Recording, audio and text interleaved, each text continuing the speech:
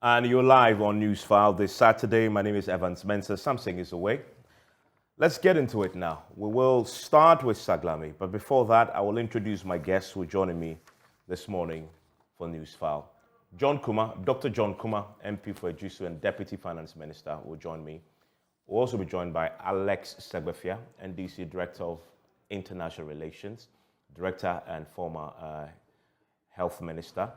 Dr. Theo Champon, he's a political risk analyst and economist, will also join us. And then Professor Bokwe, Professor of Finance and Economist at the University of Ghana, will also join us. Remember, as always, that Newsfile is brought to you by Bank of Africa, as strong as a group, as close as a partner. MTN, everywhere you go. Star Assurance, your solid partner. Ashasa University, educating ethical and entrepreneurial leaders for Africa. Robert & Sons Optical Services, your comprehensive eye care service provider for 31 years. Duraplus, how you get your water matters. Remember, where Duraplus goes, water flows. St. Thomas Eye Hospital, providing excellence in eye care. Haptel, everything you. And then My Way Insurance, you just have to dial *165# on the MTN to join. McDan Aviation, your dependable private aviation request solved. We'll get to the budget, which is the main item on the menu this morning. But I want to quickly get the Saglemi housing albatross out of the way, because there are a few more things that we've learned in the last few days that we'll talk about. I'm talking about the general problem with our affordable housing care. It definitely appears so, because we seem not to get it right. Watch a few of these and I will come back and talk. What makes the Saglemi affordable housing project even more complicated is that government has expended approximately, as I mentioned earlier, $196 million. And upon further consideration, government does not intend to expend additional taxpayers' money towards the completion of the project. Thankfully, the state has some equity in the form of land and assets on site that can be leveraged upon for the completion of the project by the private sector.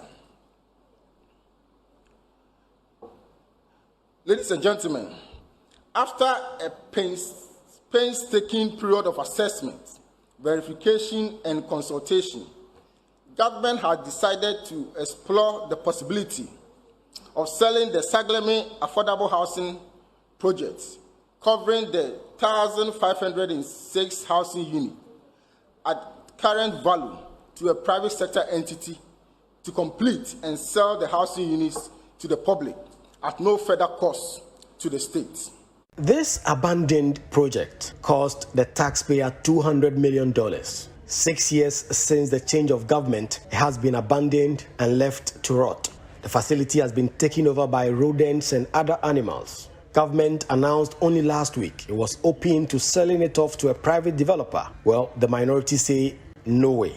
I'm shocked with what I've seen and the team here, and I know you are also very shocked about this. And going back to Parliament, I don't think we have to go and rest. If there should be anything that we have to do as a committee in Parliament to compel this government to look for funding to complete this project without using any private developer, we have to do it. So any private developer that will partner the government to complete this project, the project will be taken away from you. A member of the Committee on Works and Housing, Gisela Tete Abutui, a professional architect, warned citizens to turn the heat on government to complete the project. And I'm very disappointed. Number one, there are 5 policemen who are patrolling this place. This is large estate. How much security can they provide for this? The concrete walls over there. When you enter the rooms, you see that the switches have been cut, have been pulled off and cut off, and they've been left there. The switches are Hager switches. That is not a cheap brand. Just look at the doors that are there. Good quality finishes and good quality fittings.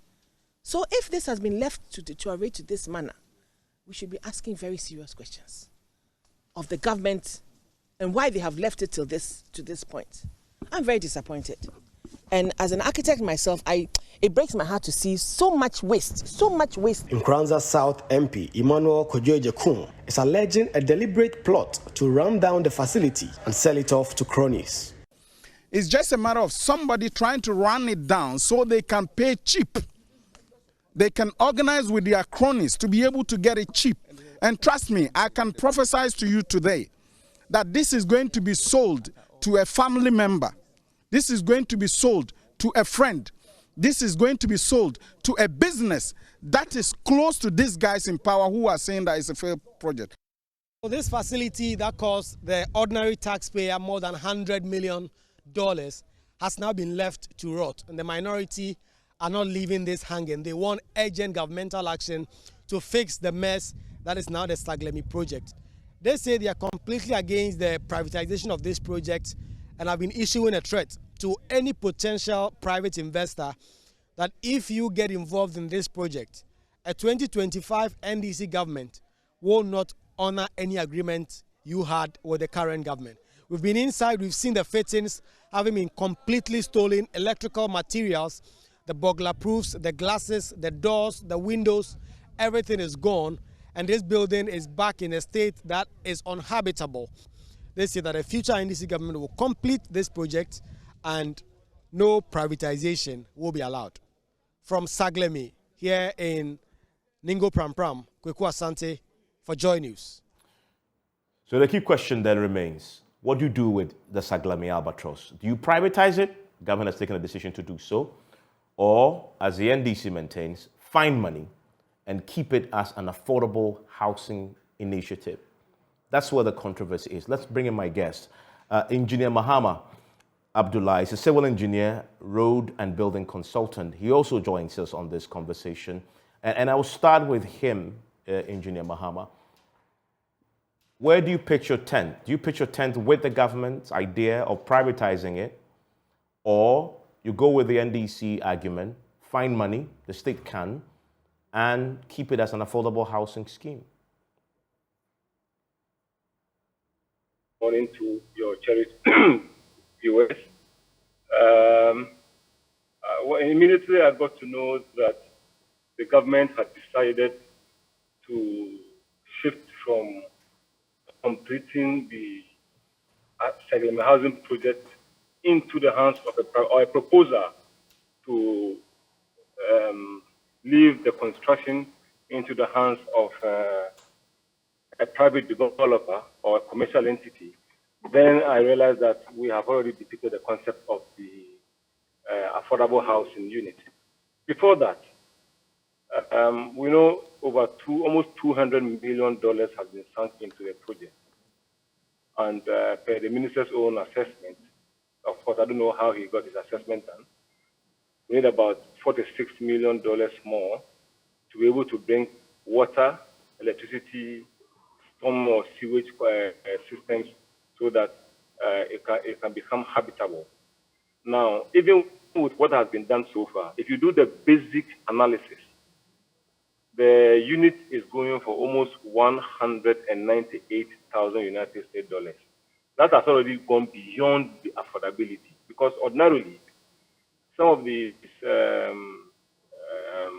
private developers who are actually constructing basic affordable two-bedroom units, for the purpose of this as well, them just quote in dollars. It's within 25 to 35,000 United States dollars. You can get yourself a decent two-bedroom accommodation. Now, if we already are hitting $198,000, it means that purpose has been defeated. So I'm not actually siding with the NDC, but me as a professional, I've already refuted that government's decision to hand it over to public or private property developer to actually complete and then sell. Or you can just get the figures and analyze what I'm talking about. $197,000, $198,000 is no means a joke to any average medium or middle income earner to be able to raise that amount of money to purchase a unit of that facility. But let's put this in context.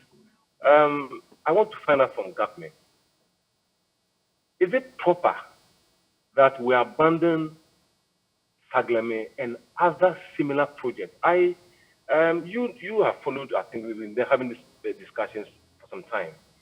I want government to answer this question: what has happened to the intent of the SY Kufuor's administration, where they started this similar affordable housing? Now, if any of your listeners or viewers knows the Suhum Kufuor stretch of the road very well, when you're about to get to the All Nation University on the Suhum Kufuor stretch, about 500 meters before you get to the All Nation University, look on your left-hand side, just about 200 meters from where they are putting up the new regional office under the Agenda 111. There is this abandoned skeletal construction with the columns, the slabs, the frames, completed in 2008.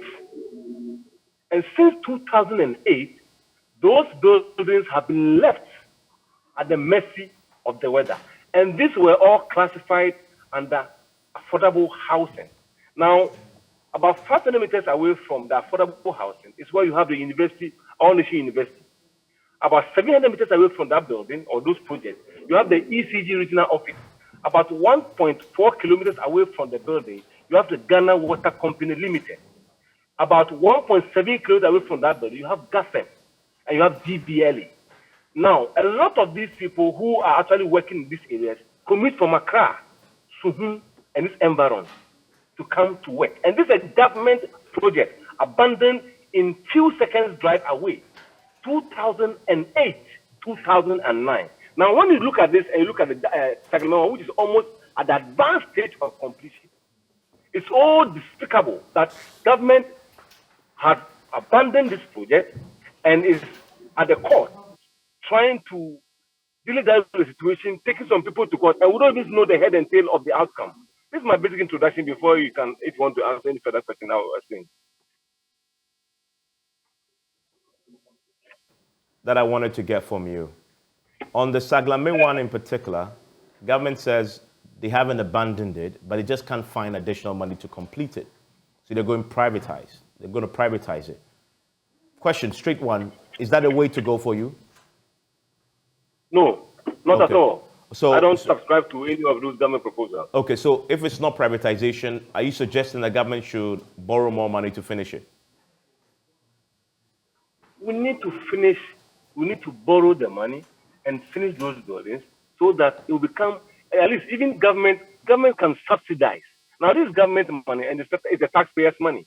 If it's in the hands of a private business person, he is into to make profit. But if you give this to, if government takes over this own construction and decides to do it, government can subsidize because you are already constrained with accommodation. So what is the issue? If government decides to subsidize and then let it be occupied by, at least even the security services. Mr. Mama, if government does that, the subsidization will be pretty significant.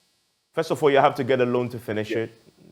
Then, when you finish, to still keep it as an affordable housing unit for any person who wants it, you have to find an additional money to subsidize it. That definitely, in the current economic condition we're facing, doesn't sound like a realistic prospect, does it? Well, my subsidy in this case might be even a long-term payment policy. Not necessarily just reducing the cost of it, but you see, if you leave this in the hands of any private business practitioner or private business developer, he may not have the patience to wait for maybe 15, 20 years before he would have finished paying. But government having its own money and government knowing that if I subsidize or I extend the time of payment, whatever it is, with this compound interest agreement, I will get my money at the end of the day. That's what I'm saying. So nobody's coming to arrest government in the first place. You get it? So what's the business or what's the benefit if government decides to give this to a private business person, a developer, and then this person comes to do this construction and increase the price from more than $198,000 to about $250,000? Let me bring in my other guest. I want to bring in Dr. Tue Champon into this. Doc, I want to take you back to 2013 when the idea of Saglemi was first conceived. And when it was conceived, even when the Parliament discussed it, in fact, this is October 31st, 2012. That's when the Parliament gave approval to the deal. At that time, the anticipated cost of a unit, if you read the Hansard, was pegged at $50,200 per unit. And remember that it was supposed to have been that first 1,500 completed. The idea was to complete that first phase 2016 latest. Then dollar to the cedi was around 1:4. So $50,000 then, $50,000 then, was just slightly over 200,000 cedis. Today, even if you're keeping that cost constant and not changing it, and we know that's not realistic, $50,000 today is in excess of almost close to 2 million cedis. Even at that cost, it's still not affordable. So we've already lost the affordable housing conversation around Saglemi. Should we privatize or should we get a loan and finish and subsidize and make it cheaper and bring it down further? What's the most prudent thing to do now? Yeah, good morning, and very interesting questions that you asked. But before I get to that, I mean, why it baffles me, right? Why, as a people, we often throw a lot of money away and waste it in some of these schemes, when if we were running these things as our own private businesses, we would have actually made it work. You know, there's so much waste and so much inefficiency within the governance, architecture that we run in the country. And sometimes I'm even tempted to believe that maybe it's deliberate, because the same people, if they were running their private businesses, wouldn't be engaging in some of these, activities. If you look at the Saglemi issue, my brother actually is an architect, and we've had a number of conversations around this. Per affordable housing standards, at least we should be able to be doing 2 to 3 units, 2 to 3 bedroom for about $30,000, right? If you take $30,000 and you work that out at the current exchange sort of rate, we may be talking at around 500,000 sort of Ghana cedis. But let's just think more broadly in dollar terms. So 50,000 USD for starters, even as of 2013, was not affordable by any stretch for many ordinary Ghanaians. But also coupled with the fact that for many of the houses or the housing schemes, we also haven't really thought about the value chain where you are able to integrate the financial or mortgage and other securities to allow people get onto the housing market. So for example, like here in the UK, the government has got a scheme where if you are a first-time buyer, all you need to do is to put down a 5% mortgage, and then the government, through your bank or other lenders, would pretty much provide a guarantee on the remaining 95% of the mortgage that will be given to you as a loan. We haven't thought really, in my view, about the end-to-end process.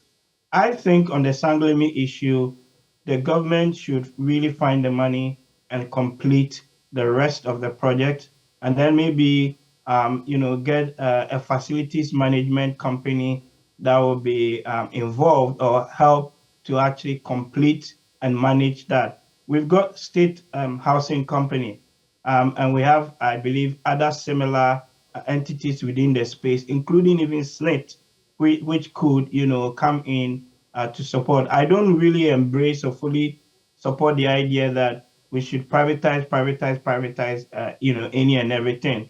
Because even if we did end up privatizing Saglemi, the point is that whoever is coming in to put in extra money to make sure that the buildings are completed, the unit cost will still end up going up much higher. And that really defeats the whole notion or idea of affordable housing.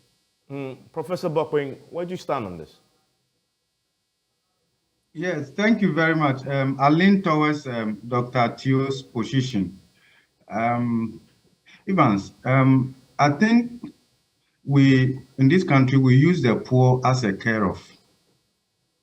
And not that really we are committed to addressing the issues about the poor. So, because from the conceptualization and the pricing mechanism is above the means what the poor will be able to afford. So it's almost clear that these houses may end up going to the middle class and the upper middle class themselves. So we only use the poor as a face shield to hide our real intention to enhance our own agenda. When you put all these things together, you see a country that is just not serious about inclusivity and social progression. A country that doesn't have enough revenue could not afford close to $200 million sunk into a project for these years. It typifies a country that is not serious. It typifies a country that doesn't appreciate that resources are scarce and that those scarce resources have alternative uses. And that the extent to which you maximize the alternative uses of scarce resources, that's what makes the difference between the rich and the poor. So for a country to have allowed close to $200 million sunk in there, come on. You have to look, it's very sad. It's not the only thing. I think Engineer Abdullahi mentioned other similar interventions in the past that were not completed, abandoned. Apart from this, you also see this even across individuals' households. You know, the essence of money in finance is not for it to be held at one place. So we talk about debt merry-go-round. Money is supposed to go round. Now, so if you spend close to $200 million over these years, you are not turning it around. Then it means that you are not being efficient at using your limited or scarce resources for the benefit of the common good. And again, I lean towards what Dr. Teo said, that these things perhaps are intentionally orchestrated, rehearsed for the benefit of the privileged few. So when we talk about inefficiencies, it necessarily does not mean that it is the seed that benefit from it. Human beings benefit from inefficiencies, whilst the majority suffer for it. Okay, so sometimes we package some of these expensive and use the poor as a face shield, but it's for the margins that we will get. And nothing happens. Nobody will charge anybody for causing financial loss to the state. And you find it cutting across many sectors of this country. I think that if the focus, as you described from 2013, was to provide affordable housing to the poor, then government intention now to privatize it actually runs contrary to that original intention.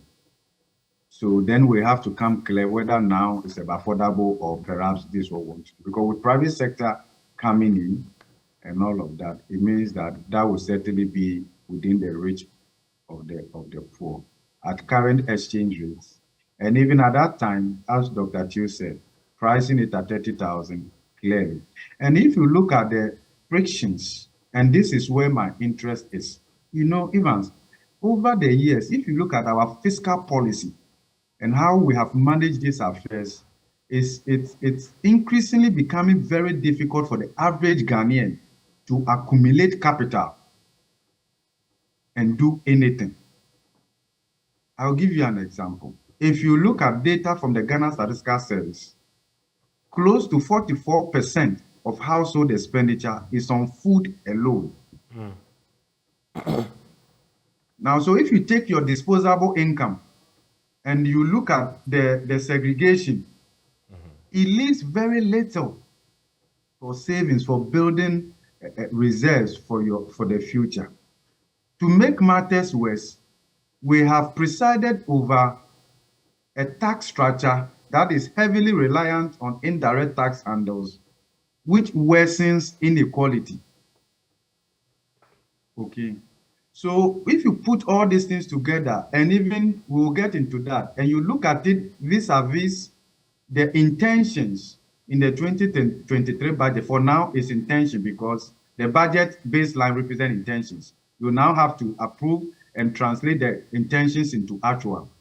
If you look at the intentions in the 2023 budget, we are creating a financially repressed society, right?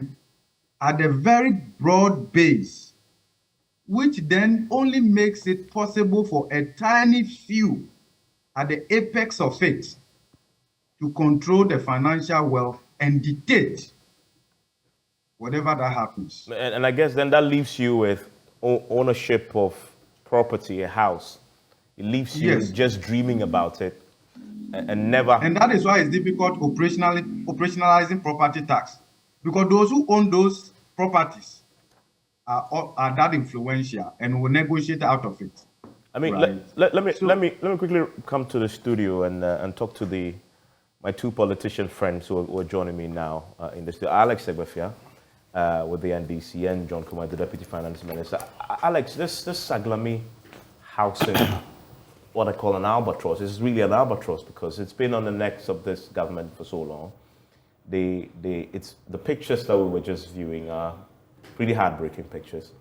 Overrun with weeds, those are the pictures. If you see that the doors have been fitted, I saw kitchens have been fitted already. I mean, and I wonder why would we do this when we spend $200 million, dollars on it?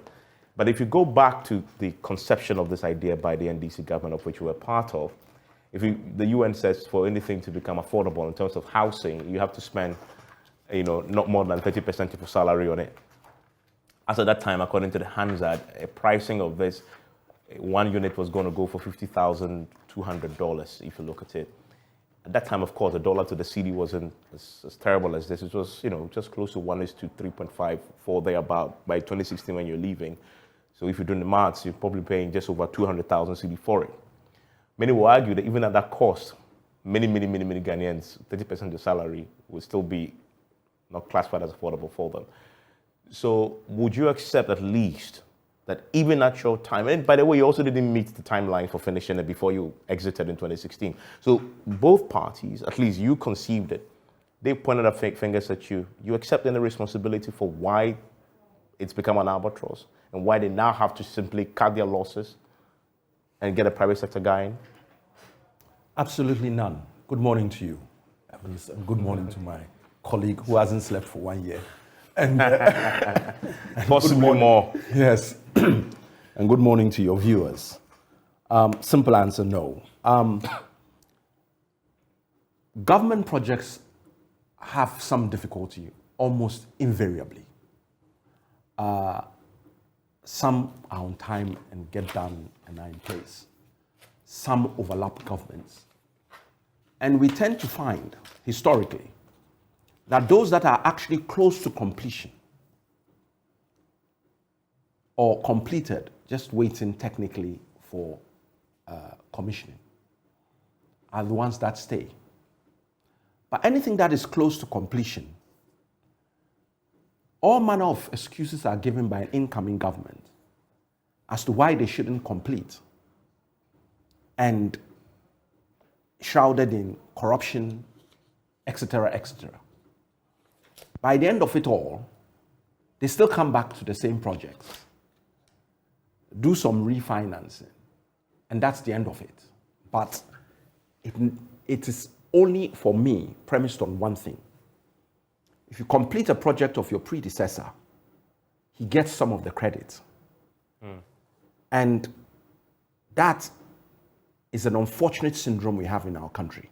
But to be fair, you completed affordable housing project that Kufuor did, you used the SNIT route to finish the affordable housing. Some are more culpable than others. Sorry? They didn't. Okay, well, we'll come to that. Some are more culpable than others. And I'm clear in my mind about that. Why do I say that? The one president who tried to break this type of them and us syndrome was Professor J.E.A. Mills of blessed memory. And he demonstrated it clearly, not just by finishing projects, but inviting his predecessor on 2 separate occasions to commission projects that his predecessor had brought in. Highway on my... The highway and Buida. Both were projects that were started by Kufuor. He didn't see the end of it. President Mills was the one who was in office at the time they were completed. He brought him in. No slowdown in the project, no stopping for investigation. It went through the processes. And even if there were investigations to be carried out, they were carried out on the sideline without affecting the projects. Nobody can gainsay what I've said. Facts. So it is always the person at the helm that must understand what he is doing and why. And this MPP is going to get credit to any. Professor Mills just didn't wear it. He didn't buy it. And by that vein, President Mahama had to follow suit because that is what he inherited. So I'm at a loss, a serious loss, to understand housing projects by their nature require subsidizing. If you want to keep it as affordable. If you want to keep it as affordable, by their very nature. Look, let me give you an example which happened in their time for them to understand the difference between a government project and a private project. We're all in this country when a group of private entrepreneurs got together and decided to build a hospital center, COVID issue, around the corner. They did it in record time. I think it was 18 months. It was up and there. Private company. They are counting their pennies. They know where this is going. This, that. That's not government project. That is not government project. And the question is, why? But let's put that aside. The important thing is, if you then plan on that type of private enterprise, you get it completely wrong because of the loop, the hurdles that must be passed through, the issues of approvals, etc., that must be gone through in any government enterprise. And what do I mean? Based on that model, the president is able to stand and tell the whole world, I'll build 88 hospitals in 1 year. Because he is still in the private sector. I will build 100, when the years pass, he hasn't learned his lesson. He goes and says, I'll build 111 hospitals in 18 months. Not a single one is standing. When the private sector was doing theirs, they had costed it. They knew exactly where they were getting their money from. And when from the day they started building to the end, they had timelined it. They count their money. Government don't do that. Because even when we ask the government, how much is the 111 hospitals? In fact, the 88, which then turned to 100, how much was it going to cost? It was Nyami Woho. God will see us through. Yeah, but that's an indictment on both your party and his. Why? In what way? I mean, but what you're saying is that, I mean, if you look at the fact, on Saglemi, back to the point. Yes, but you didn't finish on time. I'm saying to you that, so at what percentage apply? So let me say why there's no comparison. At the time we left, Saglemi was at the least 88, at the most 90% complete. But you didn't finish. So give us 10% and insult us, we will take it. How many of the 111 hospitals are complete? What's the percentage? Okay, I mean, I want to move away from... But I want you to understand there's a difference. You raised the point, so I'm just making you understand that. There's a huge difference between almost complete and nowhere close to completion with based on timelines. But let's come on track on Saglemi. It's a housing project. Why would you leave a housing project for 6 years without doing anything? Well, they do due diligence on what had been spent already. There was also a huge audit that was commissioned, and prosecutions have started. They wanted to make sure that what they have inherited is value for money before they pump more money. Could we have done that on Bui-Dam? Maybe they didn't give you any reason to. That is not the case. And you gave them a lot of reasons to do what they No, that is not the case at all. Why? They did the same thing with the hospital projects. I was in the Minister of Health. I kept telling them, part of the problem with the hospital project stalling was because of land issues. So when we had to build a hospital in Western Region, we had changed site twice already, and we were on our third. So that caused a delay in terms of, and that is why we said you can't build 111, because the kind of land issues and protocol issues that exist in terms of government funding, it is not viable to be making those type of comments. What did we see?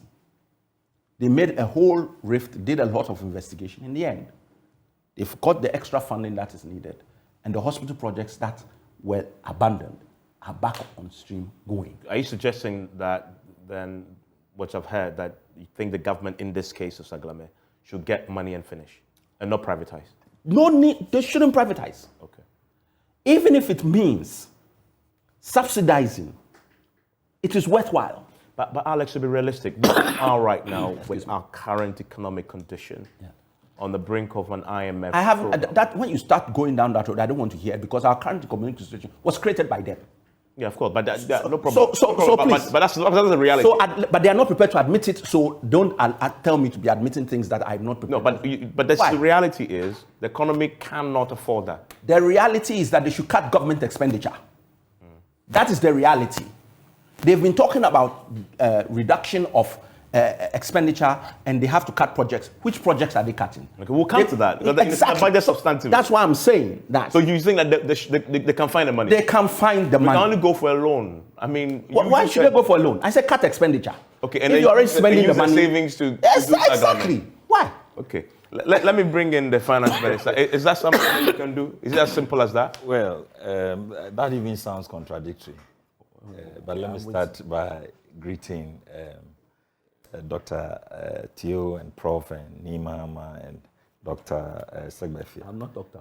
I'm just Alex. Mr. Mr. Saglemi. I'm in health. Do you know, because you went to health ministry, I've always thought you were a doctor. Yes. So my senior learned Alex Saglemi.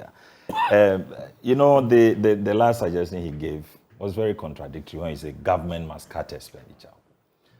And then at the same time, you're asking us to go and find the money to come and do government projects. That's very contradictory. We are cutting expenditure by looking at other alternative sources. But let me go into the background of the discussion. Saglemi, affordable housing, and to correct the impression he just made that they were 98% completed. Not 98. He said what? 90. 90% completed. Okay. Between 88 and 90. Okay, let's even give you 80% completed. The NDC government signed agreement to build 10,000 affordable housing at the cost of $200 million.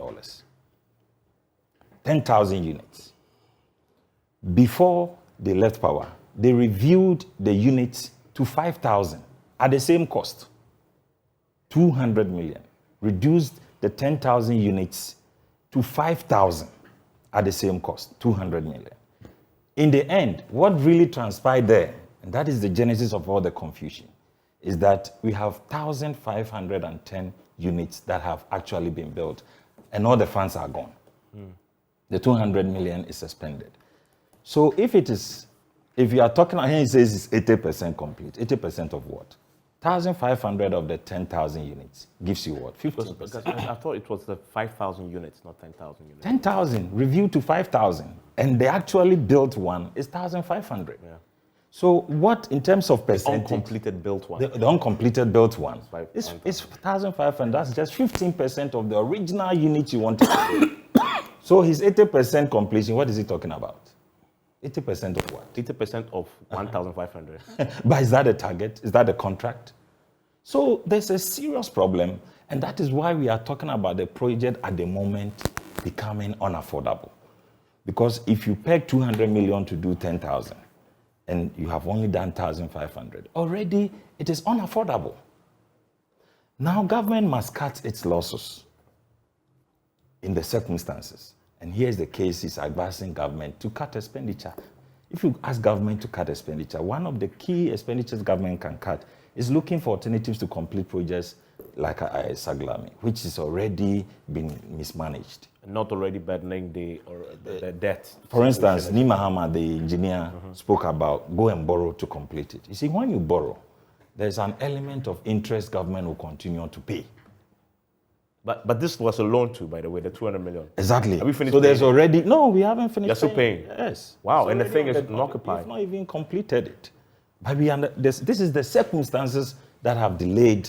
So the investigation to find out why 10,000 units were supposed to be built and only 1,500 has been built and all the funds are gone is the reason why we are where we are. But John Kumar, you could have done those investigations. Yes, and continue. I agree. I'm not exonerating our lack of focus on that project. I mean, for me, it's very regrettable. That's an admission that... Yes, it's very regrettable. And you see, it's not only to do with the NPP. I think Dr. Teo talked about the attitude of the Ghanaian. And yes, the Ghanaian government in general, not just NPP or NDC. Leonard Segbefia talked about what Professor Mills did, and it's commendable with the George Walker Bush Highway and the Bui Dam. But at the same time, under Professor Mills, Wankra Inland Port was abandoned till date. At the same time, that Sokore, what do you call it, affordable housing you are talking about, was abandoned for almost over 8. It's been completed when we came through SNET. Okay. So are you saying you... Yes, NPP government came to complete affordable that Sokore Mampong from President Kufuor. I know that will be challenged because... No, it cannot be challenged. They, when they came in, went to SNET and did that arrangement to finish it. It cannot be challenged. They know it. And there's another affordable enclave between Tema and Pram. Yeah, that one was also abandoned. Sofola interchange was abandoned. There were several projects that they abandoned and didn't complete. And when the NPP government came, we had to complete them. That is not to say we have any good reason for losing focus on Saglemi whilst we were investigating the circumstances on this project, because of course it's heartbreaking to see all these facilities lying and people cannot use them.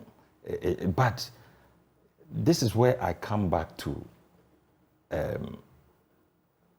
how do we handle it? Your approach is prioritizing. Exactly. So you're admitting that you're no longer treating it as affordable.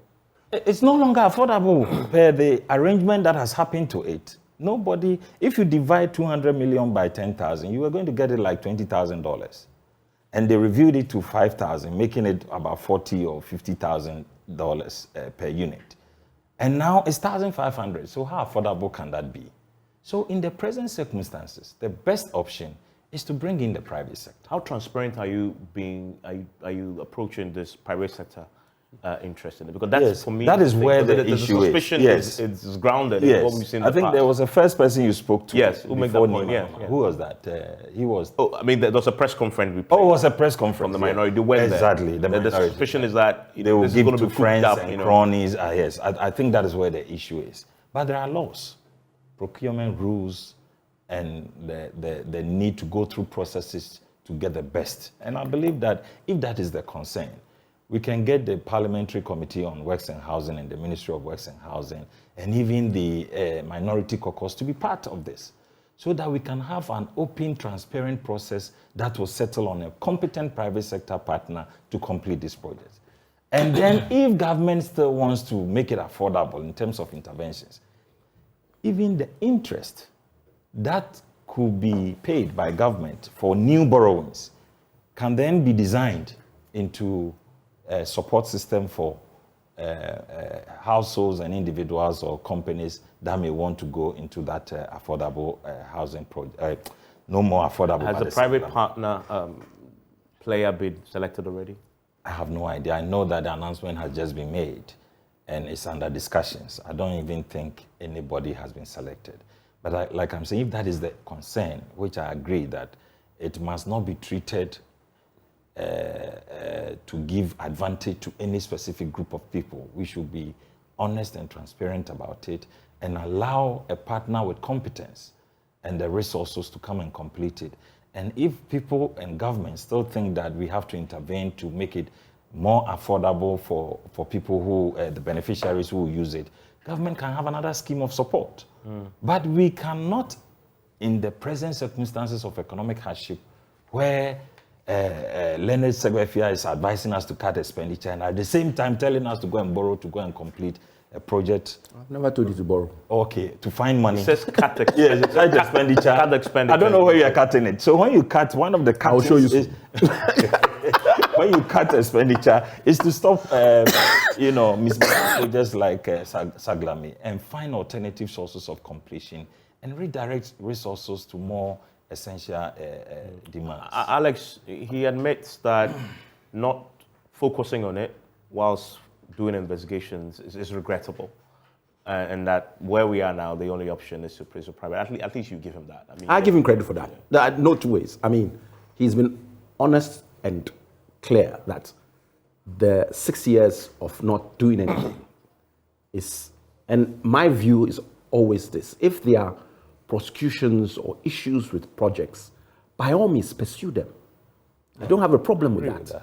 But don't kill the project in the process. And you have to, we don't mitigate loss. We do it as a legal issue. When you study law, mitigation of loss is crucial. So if you go to court and you actually haven't mitigated your loss, whatever you are looking for, your damages or whatever you are seeking may be completely reduced or eroded if your actions are such that you could have actually done better if you are taking steps to mitigate your loss. And the problem with governments is that they never mitigate their loss. They want it to look bad for the other side, so they don't touch it. And that, for me, is absolutely, completely the problem we have with Saglemi. Now, worse than that, the reason why I'm very unhappy about it, in terms of looking at the figures of costing and whatnot, is one, any calculations you do now are based on an exchange rate which is over the top. Yeah. Yeah. Two, the fixtures and fittings which were already on site because of a lack of security have been taken. Doors have been taken. Yeah. Electrical, you've seen the pictures. Yeah. So we have had, it's not that the money was not spent. Now you have to go and spend that money over again. And you're asking a private investor to do that. What is the aim of a private investor? His is to seek profit. So he's going to let you understand that this thing is so badly run down that I can only buy it for 20p, as opposed to the 1 CD you are asking for. Yeah. And therefore, for me to then put it all in place, and he's got profit in his mind. Whereas if the government goes in, does the best it can in the circumstance, and as one of our experts mentioned, there are different financial packages that you can put in place.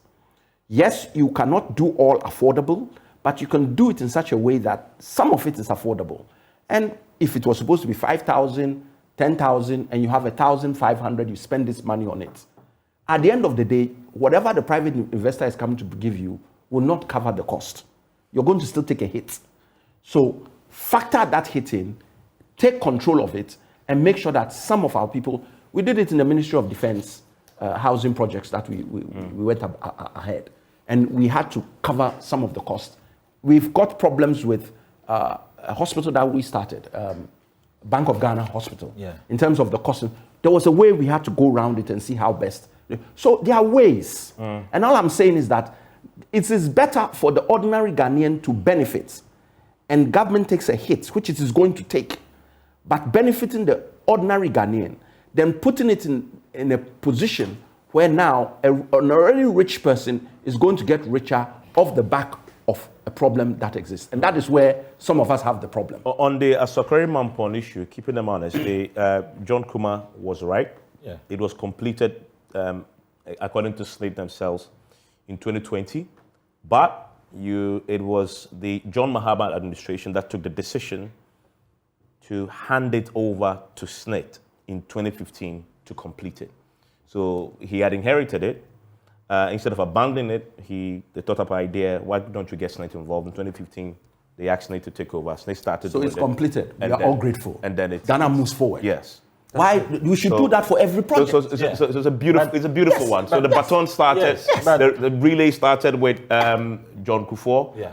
Mills comes in, Mills, Mahama, fine, don't leave it. Started it, and then you complete. There are several projects like that. The University of Ghana Hospital. President Kufuor started the funding. Yeah. President Mahama started it. President Kufuor completed it. Yeah, beautiful. The Eurojet projects, hospitals across the country. So why can't you do that for everything? It goes on. Exactly. That's why I said a lack of focus. Because sometimes, depending on the circumstances surrounding certain projects, it becomes controversial and then we lose focus. And I think we have to address that as government for all parties. I want to wrap this up and return for the budget with Engineer Mahama. Very quickly, the bigger picture though, is that we still have that affordable housing, but it's still not complete. We've seen that has become a challenge. It's not. I guess it's not a coincidence that almost all affordable housing projects are started and we don't finish it within the timelines, and then the cost shoots up, the controversy around it. What would be your recommendation for fixing that challenge going forward? And should government still be some would think government should not even be the business of doing affordable housing. Just incentivize private sector to do it. Create environment, and they will do the private, the affordable housing schemes, and then just get out of the space. What's your recommendation there, Engineer Mahama, very quickly? Please unmute for me if you've muted. Sorry? Mr. Mama, can you hear me? Unmute? Okay, good. Well, that's it for this segment. It was brief, wrapping up on Saglemi. Hello, Mr. Mahama. Hello? Yeah. Oh, yes. I can hear you now. Where is Mama? Okay, I was asking you, big picture, how do we resolve this bigger challenge we have with government involved in affordable housing that always gets into some trouble, cost shoots up, and then we struggle with it? How do you fix that problem? Should government still be involved there, or should just focus on creating an environment for private sector to handle affordable housing going forward? I can handle here. Okay. Unfortunately, I think we have to end it here. Mr. Mahama, I'm grateful that you joined us. I want to take a quick break. When I return, we'll get into the budget conversation for the next 2 hours. Remember that Newsfile is always brought to you by Bank of Africa, as strong as a group, as close as a partner. MTN, everywhere you go. Star Assurance, your solid partner. Ashasa University, educating ethical entrepreneurial leaders for Africa. Robert & Sons Optical Services, your comprehensive eye care service provider for 31 years. Duraplus, how you get your water matters. Remember, where Duraplus goes, water flows. St. Thomas Eye Hospital, providing excellence in eye care. Haptel, everything you. And My Way Insurance, dial *165# on the MTN to join. Macdan Aviation, your dependable private aviation requests resolved. After this, the budget.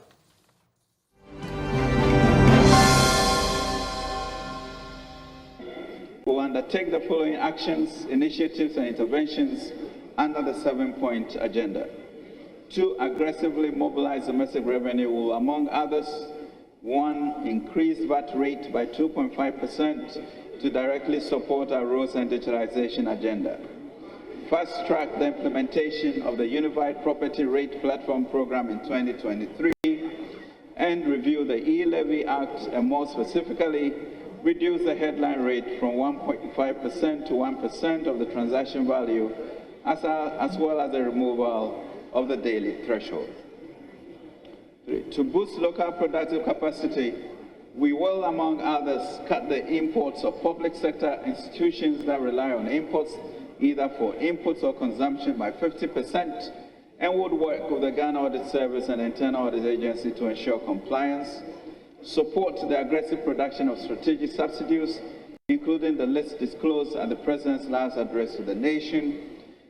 Support large-scale agriculture and agribusiness interventions through the Development Bank of Ghana and ADB Bank, introduce policies for the protection and incubation of newly formed domestic industries to allow them to make the goods produced here competitive for local consumption and also for exports. To promote exports will, among others, expand our productive capacity in the rail sector of the economy and actively encourage the consumption of locally produced rice, poultry, vegetable oil, and fruit juice, ceramic tiles, among others. To pursue, as a first step toward expenditure rationalization, government has approved the following directives, which takes effect from January 2023. All MDAs, MMDAs, and SOEs are directed to reduce fuel allocations to political appointees and heads of MDAs, MMDAs, and SOEs by 50%. This directive applies to all methods of fuel allocation, coupons, electronic cards, chip system, fuel depots. Accordingly, 50% of the previous year's budget allocation for fuel shall be earmarked for official businesses pertaining to these institutions. A ban, Mr. Speaker, on the use of V8s or V6s or its equivalent except for cross-country travel. All government vehicles will be registered with GV green number plates from January 2023. Mr. Speaker, limited budgetary allocations will be granted for the purchase of vehicles. For the avoidance of doubt, purchase of new vehicles shall be restricted to locally assembled vehicles. Only essential foreign travel across governments, including SOEs, shall be allowed. No official foreign travel shall be allowed for board members. Accordingly, all government institutions should submit a travel plan for the year 2023 by mid-December of all expected travels to the Chief of Staff. As far as possible, meetings and workshops should be done within the official environment or government facilities. Government-sponsored external training and staff development activities at the Office of the President, ministries, and SOEs must be put on hold for the 2023 financial year.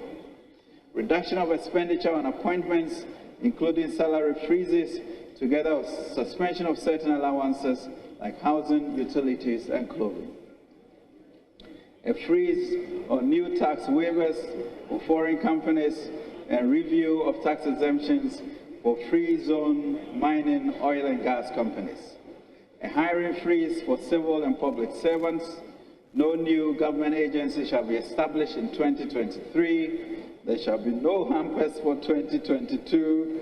There shall be no printing of diaries, notepads, calendars, and other promotional merchandise by MDAs, MMDAs, and SOEs for 2024. All non-critical projects must be suspended for 2023 financial year. The debt sustainability analysis based on the macroeconomic outlook has been conducted by the Ministry of Finance. It analyzes the country's capacity to finance its policy objectives and service its debts.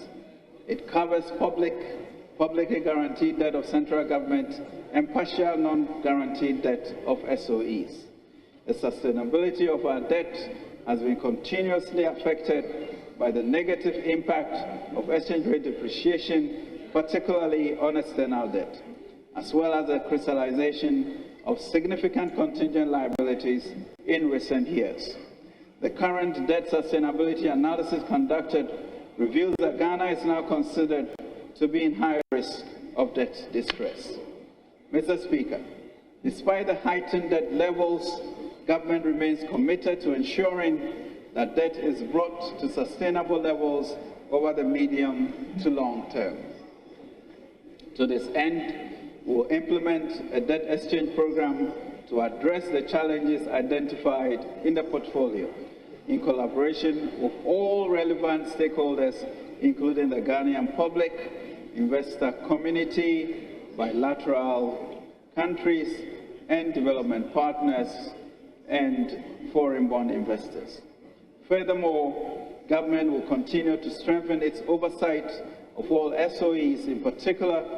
Mr. Speaker, In line with our objective to restore debt sustainability, concessional loans will continue to be the preferred financing option for projects. We, however, recognize that there may be cases where non-concessional borrowing may be required to finance critical transformative projects. Such financing will be determined within limits that are consistent with our debt sustainability program. We inform this House at the mid-year fiscal policy review of projects that will be financed within our non-concessional borrowing limits. Accordingly, we will not publish any list of projects to be financed from external non-concessional loans in this budget, previously titled Appendix 10C. Since government announced its engagement with the International Monetary Fund with a supported program on 1st July 2022, we have made substantial progress. The fund assured government of its strong commitment and support in these difficult times. Mr. Speaker, government and the IMF agreed on program objectives, a preliminary fiscal adjustment path, debt strategy, and financing required for the program to be in line with the government's post-COVID-19 program for economic growth.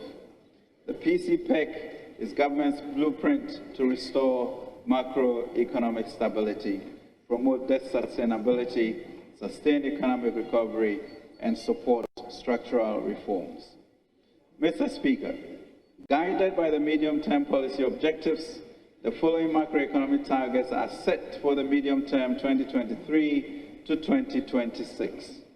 Overall real GDP growth at an average rate of 4.3%, non-oil average growth of 4%, inflation back to within the target band of 8 plus or minus 2%, and a primary balance on commitment basis to average 0.8% of GDP in 2023 to 2026, and gross international reserves to cover at least 4 months of imports. Mr. Speaker, based on the overall macroeconomic objectives and the medium-term targets, the following macroeconomic targets are set for the 2023 fiscal year. Overall real GDP growth of 2.8%, non-oil growth of 3%, end December inflation rate of 18.9%, primary balance on commitment basis of 0.7%, and gross international reserves to cover not less than 3.3 months of imports. Because this budget is a campaign budget. I can't pay the bill. Because he has announced debt restructuring in the name of a debt exchange program. The dose they gave to us today, if care is not taken, will result in our economy dying. But let me tell you, this budget is going to be a severe budget that is going to introduce extreme austerity in the year 2023. I can only urge the people of Ghana that brace up for maximum hardship, worse than what we've gone through in 1979 and 1983. That is going to happen because the budget as read today is nothing but an intensive and severe, and I repeat the word severe, hardship that they have.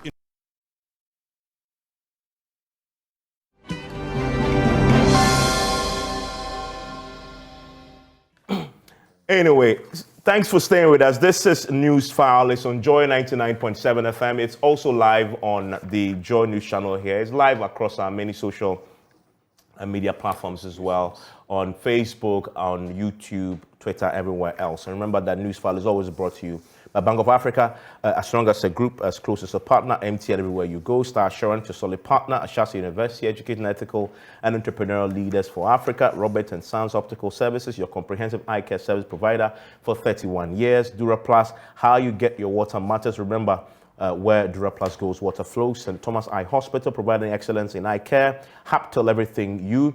My Way Insurance, dial *165# on the MTN to join. Magdan Aviation, your dependable private aviation request solved. My guests still with me. We're going to talk about the budget now, the most consequential budget of our life, also because of the time we're in. If you speak to those who have lived longer than most of us, they say they compare the current times.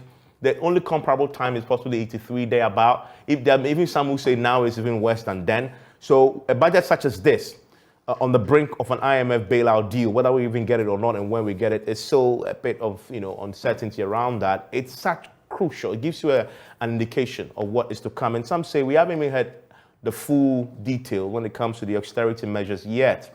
So big deal. John Kumar is the Deputy Finance Minister. MPA Jusu and Deputy Minister for Finance. Alex Segbefia, NDC Director of International Relations and former Minister of Health. Dr. Tue Champon, Political Risk Analyst and Economist. Professor Godfrey Bokwin, Professor of Finance and Economics, University of Ghana. You watched some of the highlights if you missed it during the week. And so I'm going to quickly go to round. And all I want is all of you to bullet for me what your highlights were in the budget. And then we'll come and break them down with some specifics. Dr. Tue Champon, so quick bullet for me. What were your highlights from the 2023 budget? Yeah, thank you very much. In a sense, the government talks about some austerity, but in my view, this is actually not an austerity budget. It's at the central government level, it's very, very much expansionary in terms of scale and scope, where we're seeking to spend as much as 51% more money than we did compared to 2022, from 137 to 205 billion. But at the same time, we want to raise about 49% more revenue. However, it is an austerity budget for many of the citizens, in the sense that some taxes are likely to go up, and that's already going to add to an already very difficult situation. There are some measures that the government announces on trying to raise more revenue and cut expenditure, etc. But some of them, I think, they cannot be implemented. So a number of the measures about, vehicles and things like that, I just think it's just mere sloganeering. Okay. Professor Bokwin, your quick highlights. Thank you very much. Yeah, as we had said, fiscal consolidation taking root, governments coming to the reality on the ground, fiscal consolidation predicated on revenue enhancement, right? Some expenditure rationalization. Yes, my good friend spoke about expansionary. Yeah, but the point is, it's expansionary to the extent that it's going to interest payment, not that it's really growth enhancing, right? So, and that is just to mirror the extent of the challenge on the ground. But Evans, you put it rightly. We have not seen, and the budget has not communicated the full scale of the austerity to come out of this, because the minister spoke about our debt sustainability analysis, that is pointing to debt unsustainability. Now, to solve that, the fiscal adjustment will play its role. So if you see from this budget, you see that fiscal adjustment is responding minimally, largely because of the challenge.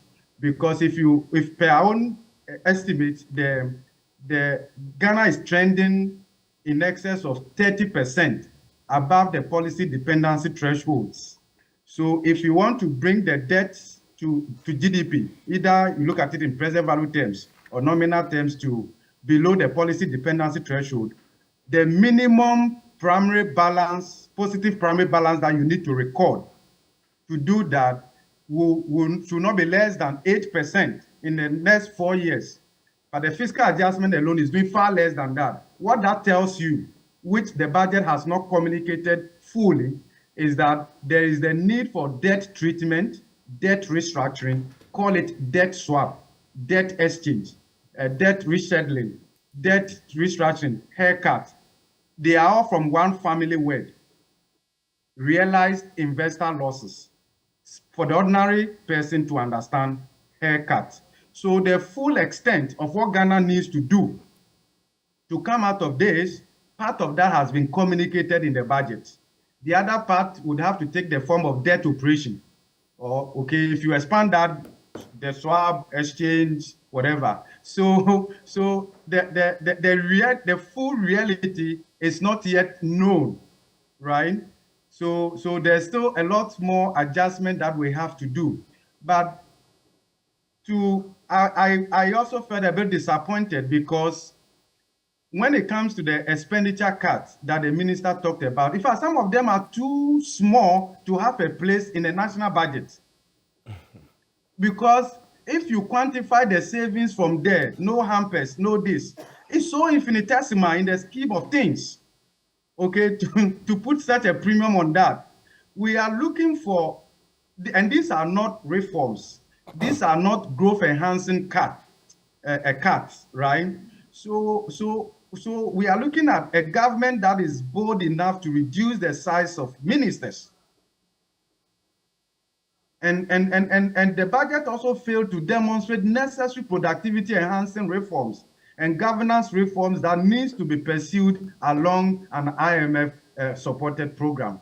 Maybe I'll end it here and then we'll go into the specifics. Well, so I want to do that now, and I'll come back to you all. I want to break it down into bits. We'll start with the revenue measures, because this budget, where we are right now, we have to raise more money and cut expenditure. Those are the two key things we need to do to stay alive. So we'll look at the revenue measures, and then we'll come and look at the cutting measures, and then we'll look at the IMF program, the debt restructuring, debt swap, debt exchange, and what that will mean for everybody. But let's start with the studio, Alex. I want to do first the bread and butter, because you can talk about all the numbers you want. If the ordinary man on the street doesn't feel anything from this in their pocket, forget it. So let's start with bread and butter. First bread and butter issue is VAT going up by 2.5%. Second bread and butter issue is e-levy. And I'm sure in your head you're saying, we told you so. Bringing it back down. Because I remember very well when there were negotiations in Parliament and minorities said, in fact, they came to a consensus at the point that said you reduce it to 1%, I think it's 0.5%. And that became a haggle. So those two bread and butter issues, VAT up 2.5%. Necessary evil? I'm not an expert in this area. All I can tell you is that the impact of a 2.5% VAT rise has the ability to kill some of the gooses that are laying the eggs. It might collapse businesses, because on whatever bill, when you look at our import bills that we have and shops and etc., whatever, this 2.5% goes directly to the consumer on the street. It has no differential between rich and poor. And that is an issue for me as to, while we are in this austerity period, you also have to be looking as to how you can help those at the lower end of the scale, the poorest of our society. They're increasing LEAP numbers, for example. But they've removed the 100 CD threshold on e-levy. And that is bad.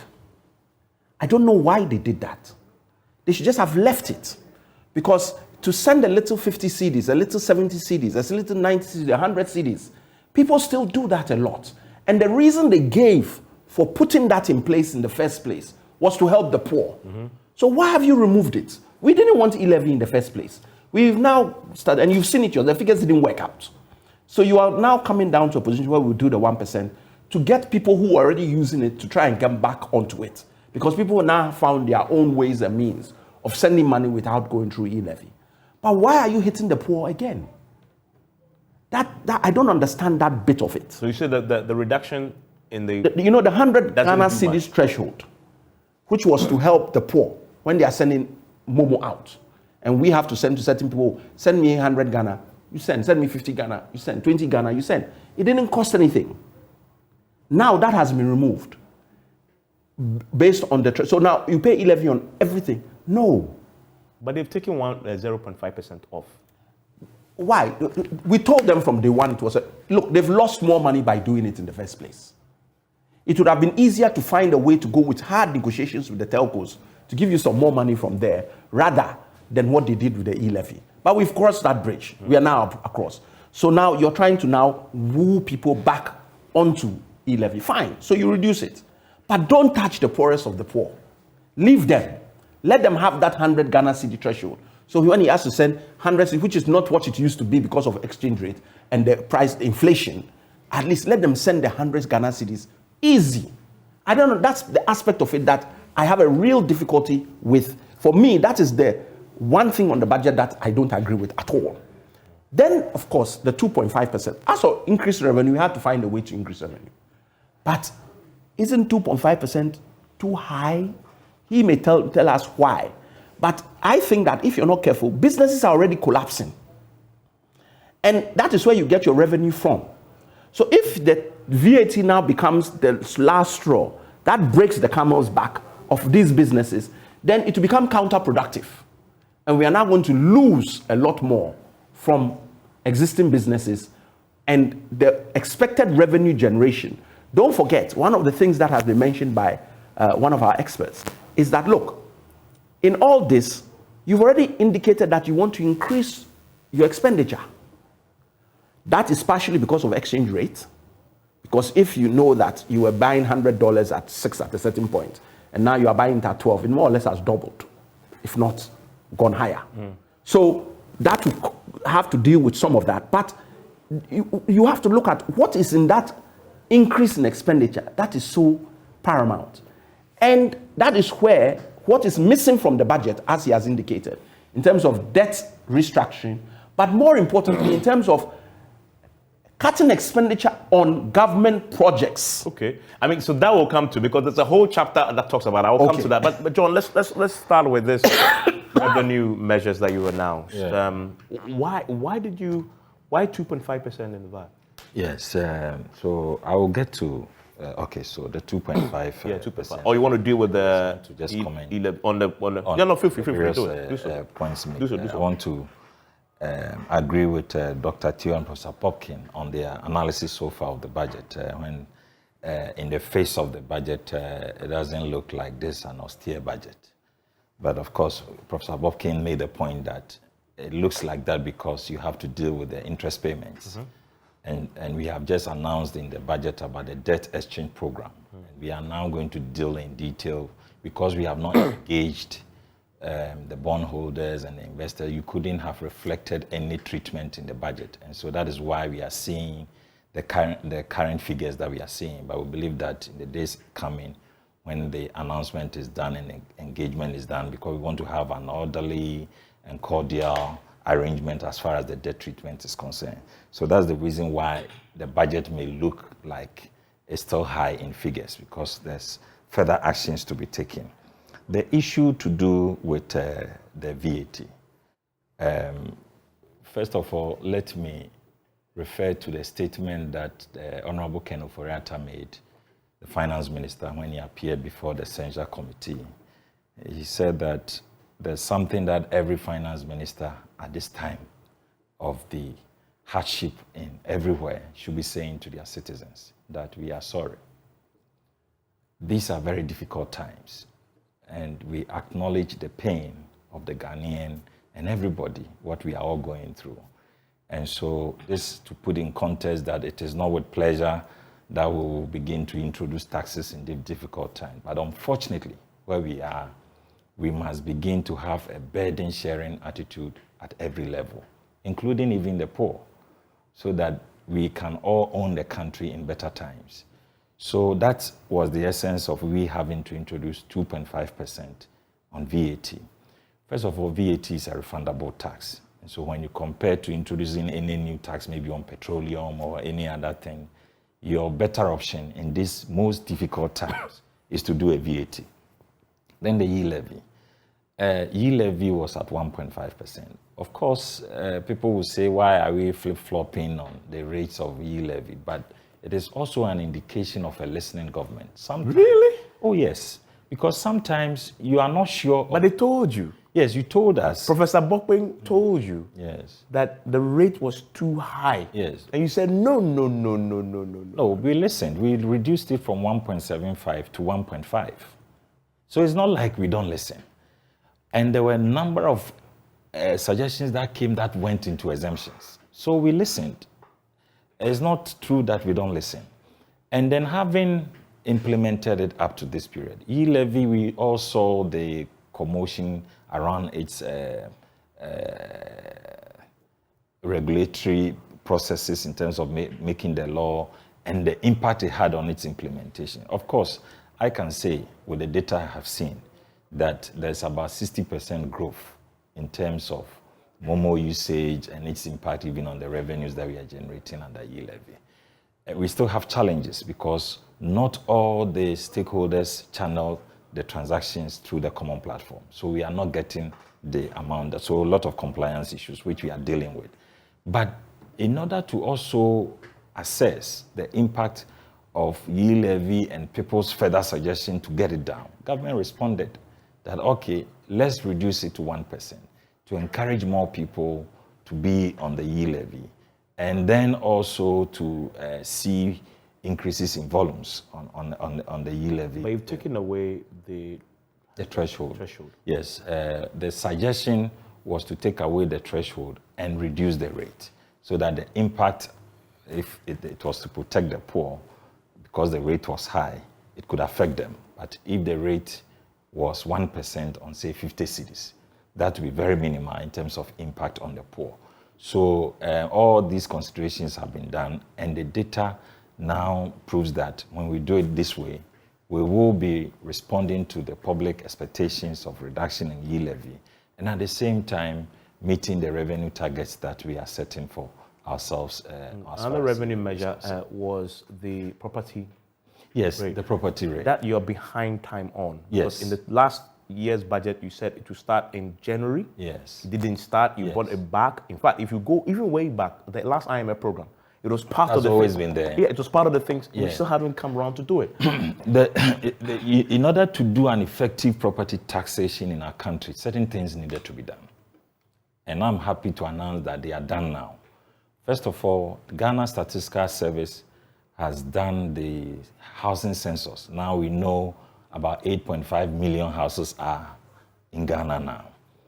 Then we needed technology to help in one, identification, and two, the evaluation of the cost of these houses, to be able to determine, because if you send me a bill to pay on my property and you have not done evaluation of it, how did you bill me? So we needed to do these background works to be able to have. So you have to determine the value of the house, the value property, of the house, before the value you can. of the property before you can. I thought you were going to impose a flat. No, it's not flat. Okay. But it's the billing and evaluation processes has a formula in the law. Unfortunately, at the moment, the way it is, the land on which the land sits is not captured in the law. So let's say a house. So it's only the building. It's only the building, the structure. The structure. But not the land. So as we move forward, these changes may have to happen, amendments in the law to reflect the real cost of the houses, including the land as well. But for now, we have been able to overcome all these challenges. Government has now signed agreement through the Ministry of Local Government with all the 261 MMDAs across the country, like MMDCs, the district municipals and municipalities across the country. And GRA will be working in partnership with the private sector with the technology to be able to do the implementations. When these resources come, the benefit of this property tax is that 70% of the revenues will go to the districts in terms of their revenue mobilization. And it is not coming to the center for further disbursement. The technology is built such that as soon as if I pay 1,000 cedis on my property, immediately it gets to the payment center. It's split into two. 700 will go to the particular district that I have paid from, and 300 cedis will come to the center, where GRA and government will split the 30%. So this eventually, we strongly believe, will reflect in the levels of revenues that are being generated at the district level, and we are gradually going to see proper and effective implementation from January of this year. Sorry, January of 2023. January of 2023, yes. So from January 2023, we'll be paying that? Yes. Okay, that's the So we should hold it, because last time you said that in January. No, because the works were not done. A lot of things needed to be done. Add, my problem with our country, not your government, our country, is lack of education. Till you sat here and explained this, I'm sure, Evans, you knew nothing about it. I know nothing about it. At this point in time, information should be going out as to the rateable values of all the areas. Because January is around the corner. Just around the corner, yeah. Right. Information should be going out. Why, as a country, we don't do this? We hold on to everything and think, oh, we'll just pass it and it will just excuse me, the information must go out so that you can even begin to know how to plan towards that bill that is going to come. So that people can understand why, if you are doing land, maybe it's a little bit more expensive in Nima because you're opposite Kanda, and not seeing Nima as just Nima as it was. Because now the land value has changed because you're actually in very high prime land area as you are in Nima. It's high prime land. But it is just because of the historical concept that across the road, all of a sudden you're in Kanda and that is very high, and here might have to be a little bit lower. All these things is education. Yeah. It happens in Kumasi, in Takrady, everybody. So when is this education going to come out? So that should be factored in immediately. Sorry, okay, you want to respond to that quickly before I get to No, very well, good observation made, and I think we'll take it on. Okay, Theo Champong, your comment on the revenue measures in the budget. I mean, you can start with the revelations just made on the property rate tax that will start in January. Yes, but let's maybe take it a little bit back further. When I looked at it, there are about 7 revenue measures, and there are sub-things, right, underneath each and every one of them. From e-levy to VAT to income tax reforms, there's stuff about excise taxes, the benchmark policy, national fiscal stabilization levy, which is now being turned into a growth and sustainability levy. And then there's some stuff about selling 5G spectrum and rent tax compliance and things, right, related to that. And from the government's own assessment, they claim in the budget that this is going to generate about 1.35% of GDP in extra revenue. So if you take the current 592 billion economy and you work out that ratio, it means that they should be generating roughly about 8 billion Ghana cedis of extra revenues coming into the government treasury. But then the question is, how realistic, right, are these assessments, starting with even the e-levy, and then we can talk about the VAT and the property rate and some of them. If you take the e-levy, many of us said from the get-go that 1.5 was not realistic. And even the 1% that is currently proposed, in my view, is still a problematic, figure, because you need to look at their own numbers. From the first quarter to the third quarter of this year on e-levy, in Appendix 2A of the budget, they have collected 319 million Ghana cedis, and the projection is to do 611 million by the end of the year. But we're already 4 quarters in, and you're already done just about half of what you want. And then magically, this number in the 2022 budget jumps to 2.2 billion, right, Ghana cedis. And the assumption is that if you reduce the rate, then people are much more likely to pay. But I struggle to see how reducing it down to 1% whilst you are removing that 100 million limit would ensure that you're actually going to get that 2.2 billion figure. So I doubt that those targets would be met.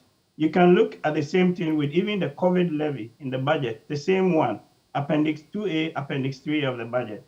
COVID levy in 2022 in the revised budget was 1.1 billion. In 2023, the projection now is that we'll be doing 2.5 billion of this COVID levy. So what has changed? Not much has changed. And you see that in some of the other handles that the government is putting or making in the revenue projections. And then my worry then is, if come 2023, we are not able to meet these numbers, then necessarily you have to do further cuts or you have to go, right, and borrow. But when you look at the fiscal numbers from the 23 budget, the government says that you're not going to borrow from the market externally and even domestically. And as most of the borrowing, $64 billion worth of the borrowing, is going to come from the multilateral partners as a result of the IMF program. But if all of these tax handles don't deliver the goods, and number two, you don't have your multilateral partners even supporting you with the extra 64 billion worth of borrowing, then basically we're going to be in a very, very, very difficult situation come 2023. Hence why I think a lot of the numbers should have been fairly conservative rather than looking rather bullish and creating an impression that these things are attainable, when in fact, when you look at the historical projections, many a time we have underperformed on our revenue and rather spend more on the expenditure side of things. And I don't see really how we're able to square up on those numbers in a regard. Quickly on the property taxes, I think it's a good thing. We all agree across the board. And it's good that the minister is giving further details around how that would be implemented. But importantly for me, it will ensure that a number of the MMDAs can at least raise money and implement and run projects at the sub-national level in a way. We'll see what the details are. But in the budget, you take the revenue measures, the details, unfortunately for me, really, they're lacking because we haven't done as much of the costing that is required. And even in instances where we've done them, you see, in my view, a clear over-projection of the numbers. And if things don't pan out as we expect to, and many a times that's what happens, in 2023, things will be extremely difficult for us. Professor Bokwing, so the revenue measures have just been aligned, and thanks, Dr. Tujapo, for breaking it down, because I'd forgotten the income, income tax one. I need clarity on that, whether they're going to increase that tax for all of us or not. But Prof, what's your take on the revenue measures? You agree that in terms of costing it properly, it's not been done as effectively as it should, but also its ultimate impact, right, on the ordinary Ghanaian in this difficult time? Okay, thank you very much. I think Dr. Teo has said a lot of the things that I don't know whether maybe we're looking at the same data. So thank you very much. You made my submission a bit simple. Now, coming from how government was bullish about 2022 and where exactly they suffered policy credibility and why the market punished them, comes to what Dr. Teo said, that the assumptions underlining the projections must be able to hold against challenges consistently throughout the implementation period. And that is where the challenge is. If you put the totality of the revenue enhancement measures and then the expenditure side, it leads to a strong austerity or strong fiscal consolidation with some level of front loading. What that tells you is that in the immediate to the short term, sort of, something will have to give up. And what will give up in such instance is growth. And government got that right. So if you check 2023, Ghana's growth projection is the lowest, even in comparison to our regional peers, let alone to talk about our structural peers, our aspirational peers, or superstar benchmarks. Okay? Cote d'Ivoire is going to go far ahead, better than Ghana. Even Nigeria's growth projection for 2023 is higher than that of Ghana. That of Benin is higher than that of Ghana. Togo is higher than that of Ghana. Now, what that tells you is the price we have to pay for the fiscal consolidation that we are implementing. Now, let's come to the specifics. Evans, where I am disappointed is where we have this perchance of just increasing rates anytime we think that we have to raise more revenue.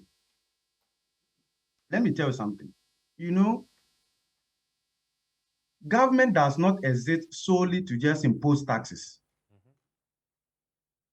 Taxation in itself can be packaged as an investment in certain sectors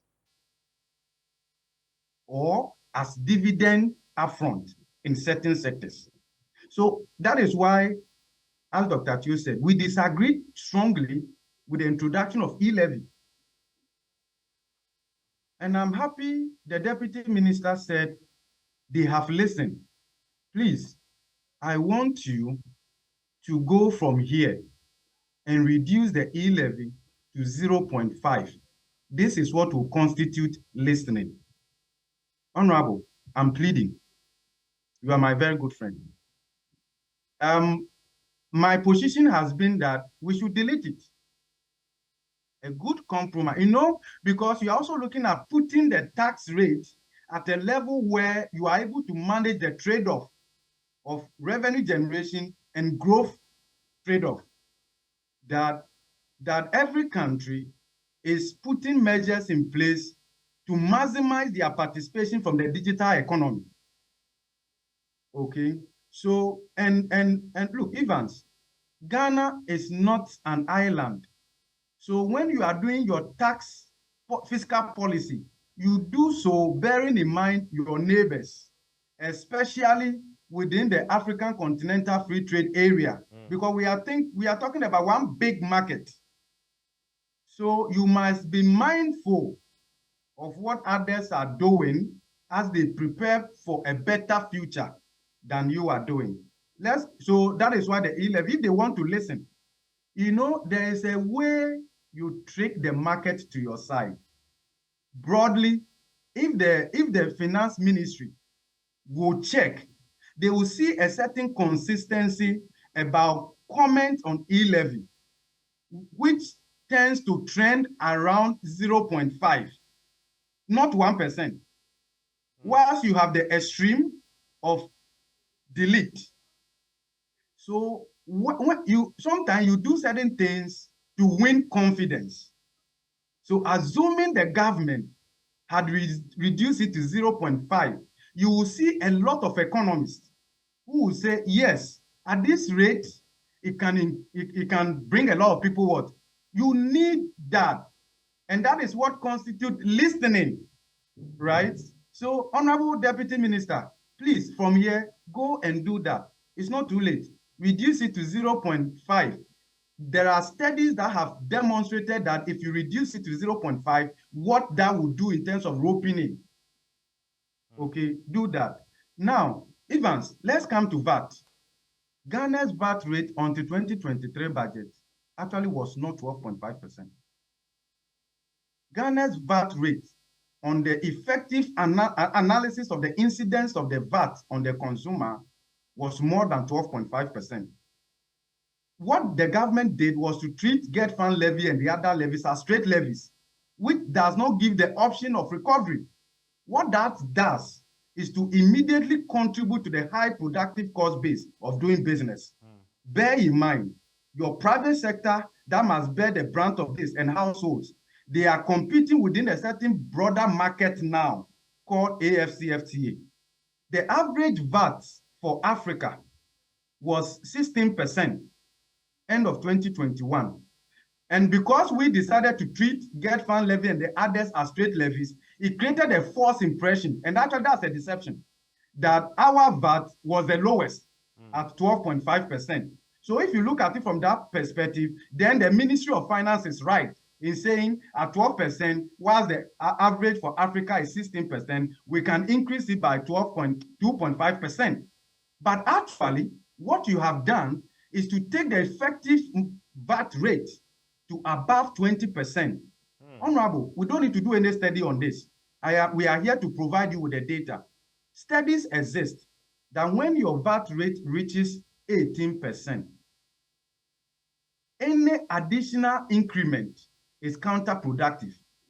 At this rate, if you add the straight levies, because to the final consumer, there's nothing like straight levy, they are paying.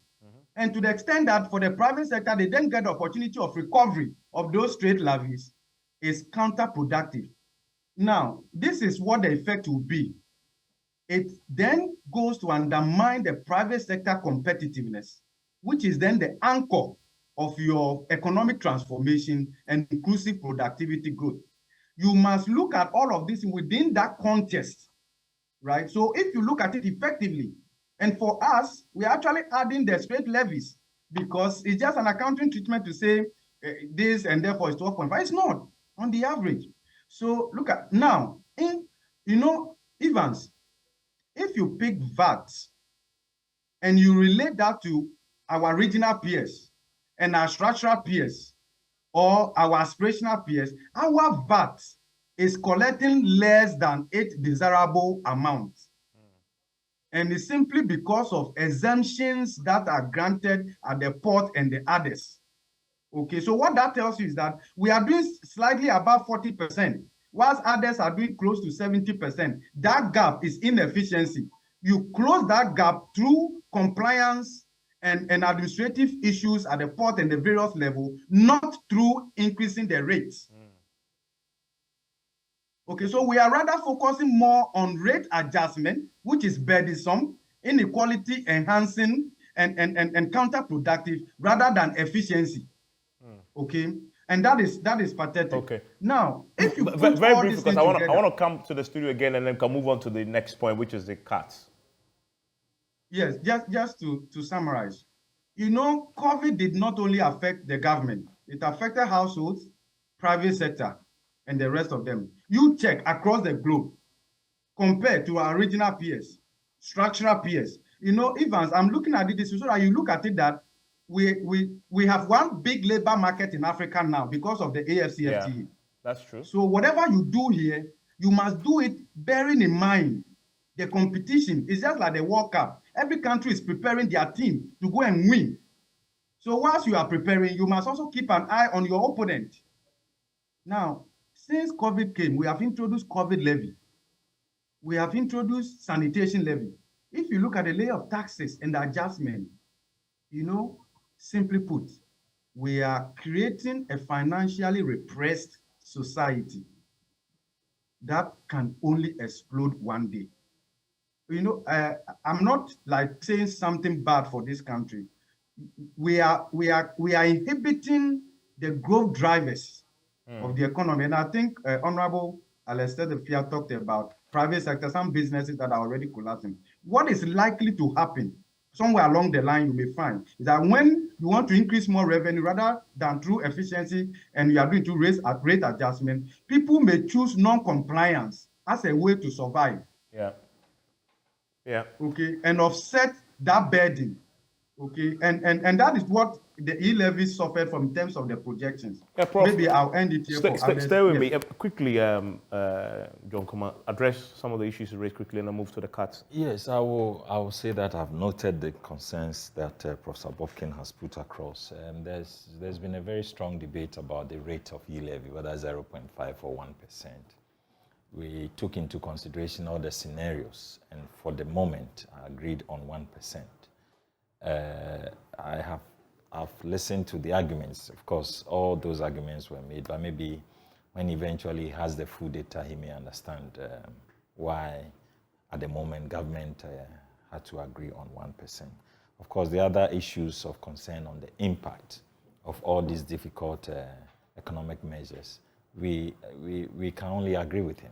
And that is why even the growth rate has been brought down to 2.7% as far as 2023 is concerned. It's a difficult period.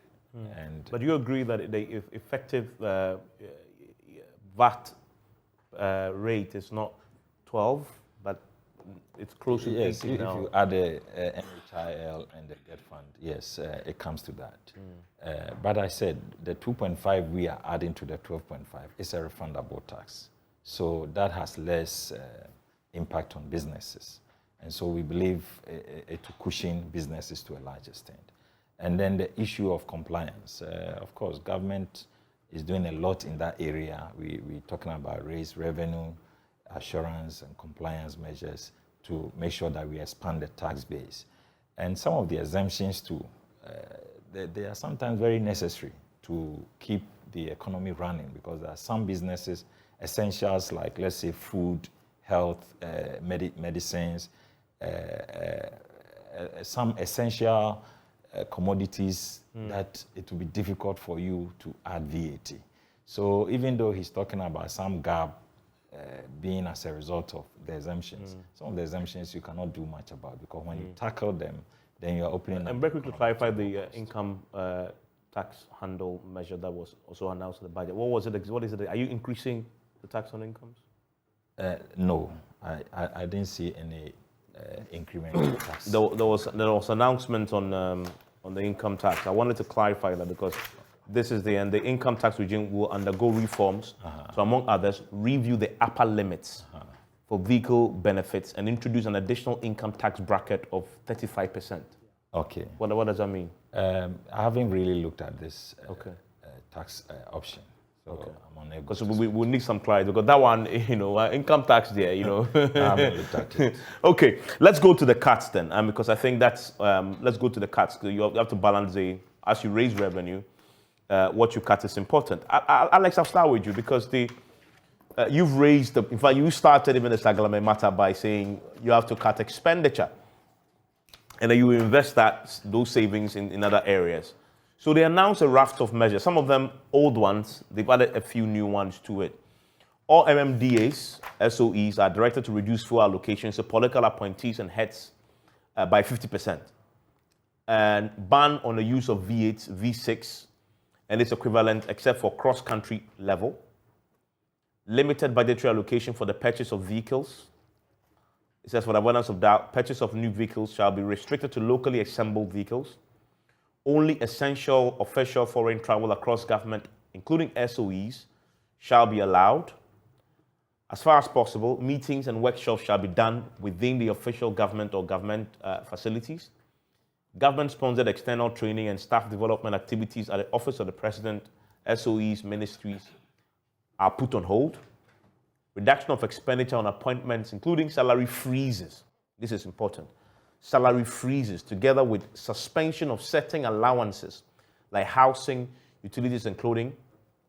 A freeze on new tax waivers for foreign companies and review of tax exemptions for free zones. A hiring freeze for civil and public servants. And because you were in the health minister once, I know the doctors and nurses and those in the health sector will be alarmed at this because the challenges there. So whatever, you need to replace what happened. But there's a hiring freeze for civil and public servants. And no new government agency shall be established. There shall be no hampers for 2022. Alex, you're not expecting it from John. There shall be no bring your diaries, notepads, calendars, and other promotional merchandise.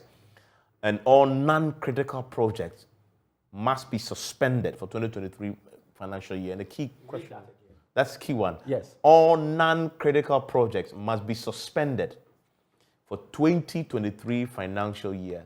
Your comment? I'll start with the last. Okay. What is non-critical? They don't define it. Because I've had this debate elsewhere, and all their flagship projects are critical. As far as the 1D, 1F, free SHS, one village, one dam, name it. All those, including the 111 hospitals, they are all critical projects. So as far as government is concerned, there is no cut on those. I'm surmising from that statement. It's important that they tell us what are the non-critical ones, because I'm not clear in my mind. And so did you have a finite list? Exactly. Of these are, for 2023, these are critical, these are non-critical, and then we can all... And everybody knows where we are. And that omission is actually glaring from the budget, because we need to know what government is actually going to be cutting. What is government doing about the amount of 3 billion in the last budget? We don't know what this budget said for government expenditure at Flagstaff House. What is their budget? The Office of Government Machinery. Yes. What is the budget for the government machinery this time around? He may be able to give us that information, because the last time it was 3 billion and nobody could understand why it was that high. So it's 1.5 this time. We thank God for small messes. But please check and double check that. But these are the type of things that should 1.3. Yeah. So from 3 billion to 1.3. Yes. Office of Government Machinery for 2023. Yeah. Okay. So they've come back where they should have been all along. So the 3 billion was a big problem for us in last year's budget. So I'm not saying it's the best, but at least it's a step in the right direction. That I'll give them. But there's a lot of expenditure. The real expenditure is in their flagship projects. And yes, we are not saying get rid of them. But so, for example, we still need 111 hospitals. Yes. But who says we need it all in the next 2 years or the next, which is the remaining time of this government? Mm-hmm. What are they doing about it? If they took 60% of the money they want to spend, would they be able to get 20 to 30% of those hospitals up and running, as opposed to trying to build all at the same time? Why don't they just prioritize, look at the demography of hospitals on the ground and patients, and say, okay, even if we are going to go ahead, as far as we are concerned, we are building only 10 hospitals for now. It's on the drawing board. Any government that comes knows that we need to be building this number of hospitals. But for now, we've scrapped the 111. We are looking at these 10. And make sure that by 2024, whatever little revenue you have, you've put up those 10. Then we know that we are dealing with the specific issues and the specific points in the expenditure chain. I'm also concerned about the statements or the credibility of government. And at the focal point of the credibility of government is the president. You see, when a point was made by our experts, we are in an environment which deals with Ghana not being an island. And we are in it not just by mouth and by things happening, we are in it because we are in the market. We are very exposed in the Eurobond market. We are very exposed in our own markets. So your utterances are paramount. I was just talking about the former finance minister in the UK making a statement which he thought was politically wise for his political party. The markets reacted. He lost his job and the prime minister lost a job. You now have a new prime minister. The currency exchange rate, which dropped almost to 1-to-1, has now gone back where it belongs, 1 to 1.2. So when you are in that type of an environment, which Ghana is entering or is in, you have to be careful with your utterances. When you say you do a project and you put a timeline on it and you don't meet it, you lose a mark. You go and say another timeline, you don't meet it, you lose a mark. It's not 2 months. How many weeks? No haircuts. No haircuts. From the president speaking to us, it gave the impression by the next day, when Kojo Omporo-Nkrumah started trying to explain what the president said, he was now explaining what the president said. All that he did was that the left hand does not know what the right hand is doing. And it's at the top end. Wrong perception. And that perception feeds into credibility. So you now even have a credibility factor with the budget. Because people are going to say, okay, you are saying this. Your expenditure is this high. You're going to spend this. Are you sure? Well, are your cuts for real? Or is it just... You don't believe the cuts? Are this, or is it just cosmetic? I mean, this is the problem we have now in the country. We've lost credibility with the government at the top. And it's a huge problem because of the market we are in. So they really have to come out with more specifics. It is what is missing from the budget that then coming down to the domestic, the me and you on the ground. What actually irks you? There's no real delving, and maybe there. If it's there, forgive me. But what is worrying us is the petrol price. Exactly how are we going to... That was conspicuously missing. Yeah, I mean, what are we going... The team that was sent to go and forage and bring us affordable fuel. Where are we going? Over the next 6 months, where are we going to be with petroleum prices? Or are we just praying that the Russian-Ukraine war and would disappear and things, or the world economy... In fact, I must admit, it is the biggest omission from the budget. Because also it's the biggest challenge we are all facing right now. There should have been something said on it. Yeah. It is important because that is driving everything else and hitting our inflation where it is at 40-something percent. Well, fuel was mentioned, 50% cut for government appointees. But that, I mean, I'm not...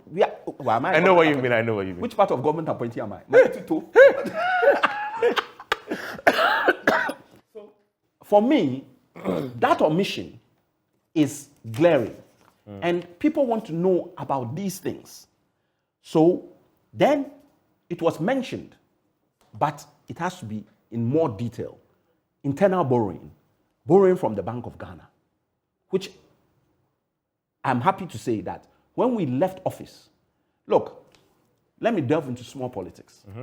If we were a government that was looking to win election, we could easily have borrowed from the Bank of Ghana 10 billion that election year and change the things that happened. 2016. We didn't even get to the 5%. We didn't borrow debt from the Bank of Ghana. That is the economy that they said was bad that we handed over. And now we are in billions owed internally. We are going for haircuts, which the president said we were not going to have. For bonds, for treasury bill, all manner of things. We are in a mess. Only that we are all trying. And Evans, we are all trying because it's not good for you and it's not good for me. Now we all have to try, tighten our belt and make sure that we get out of this mess. But I'm clear that the domestic borrowing weighs the petroleum, and just to mention, yes, the VAT is this thing, there's an aspect of it, it's refundable, I agree with you, but not to the consumer. When I go and buy, I pay VAT, nobody refunds for me. To the business, it's a useful thing, but the 2.5% is being also felt by the consumer. So we should look at it. Let's stay with the cuts. Theo Champon, I listed the cuts. Are these cuts deep enough to balance the shortfalls that you can expect from the revenue measures we talked about? Two quick responses just on the last point, and I'll speak to the cuts. On the VAT, Alex makes an important point about the refund system. And in fact, with the current VAT, the input tax credit system actually is not really working. So the way it's really working in reality on the ground at the moment, it's more like a direct sales tax rather than, an input-output system. And Prof makes the point really that it's going to add to the cost of business. So we need to look at the issues there. And I think the issue is really not to increase the rate, but to enforce the compliance. There's a World Bank study that shows that we have even an import tax gap of about 35%. So several leakages at places like the ports. And if we can fix that, we can raise more revenue without having to increase the VAT. One other point on the revenue measures on the stabilization levy, they introduced 3 tiers, which has 5% profit on tax all the way to 1% profit on tax, profit before tax for a number of entities. And in the category C entities, extractives companies, so oil and gas mining companies, are meant to be paying 1% profit before tax. I think it's going to be difficult to implement that one, largely because many of these companies have stabilization provisions in their contracts, and you cannot just retroactively go and want to increase the tax take. So I see a lot of the companies in the extractive sector strongly fighting for this, and it might even end up, in the courts. But ultimately, it all adds to the issue of, the budget credibility issues that we're talking about here, and specifically on the expenditure measures. A lot of them are flying, but in my view, they are not really costed or the detailed breakdown provided. So in other words, they are just, mere statements of intent. And whether that can be attained is another thing altogether. I could count about 8 or 9 of these expenditure measures. I think it's about 13 or so. But the 2 big ones that I think can be done for now really is like the freeze on the tax waivers for the foreign companies. And then also there's this bit about the tax exemptions not being given to any entity in 2023. That's a straightforward one to implement. But then some of the other ones about banning the use of V8 and essential foreign travel and things like government-sponsored external training and staff development initiatives at the office of the president being put on hold, I struggle to see how that will be done, largely because we've had similar measures instituted in the past. If you recall, even in the mid-year budget, we had similar things being instituted. But the impact is that when you look at the numbers, the expenditure keeps rising. And you see that in the various line items of the ministries, even with the government number plates. We had a policy initiative several years ago to get all the government cars giving or having GV number plates on them. So what happened? So my point is that we keep introducing these policies, but we are very weak on enforcement and compliance. And then if your revenues also don't deliver, then we're basically more or less in a very catchy situation where we are not really able to then, have a credibility in terms of the budget, and then the markets end up punishing us because basically they don't trust the numbers we put out and the plan or the strategy to meet them. I'm sure we'll come back to the issues of the debt and the I'll come back to the debt things like that. right after that. But let me get Prof's quick take on the cuts. Prof, quickly, are these cuts deep enough? No, they are not. The market has already incorporated many of those cuts. Okay, so to announce them in the 2023 really doesn't constitute economic news. And Dr. Tew talked about it, that many of these were announced, in fact, in the enhanced measures at the beginning of this year. Even that together with all the measures, it could not assure investors and stakeholders of a fiscal sustainability plan. Evans, what we need is we are not doing it.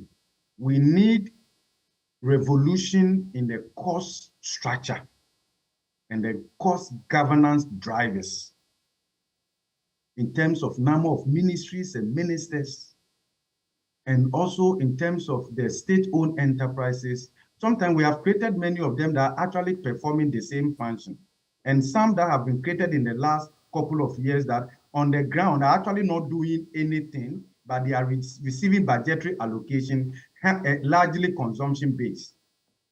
Okay, so if you want to grow, whilst you are looking at austerity and all of that, you are looking at packaging this in the form of reform, which will be more sustainable and also predictable, rather than 50% coupon here, as Dr. Tew said, on the average, very difficult to monitor. It may be observed more in breach than in compliance and all of that. So that, and these things can easily be restored. Look, it can easily be restored. But Evans, the problem Ghana has is that if you look at the way we are operationalizing our democracy, it's so expensive on the public purse. Across state-owned enterprises, central government expensively arrange social programs. And oftentimes, we are unable to demonstrate the impact. You know, when you have lost credibility and you do policy prescription, and the rest of it, you want to demonstrate the impact.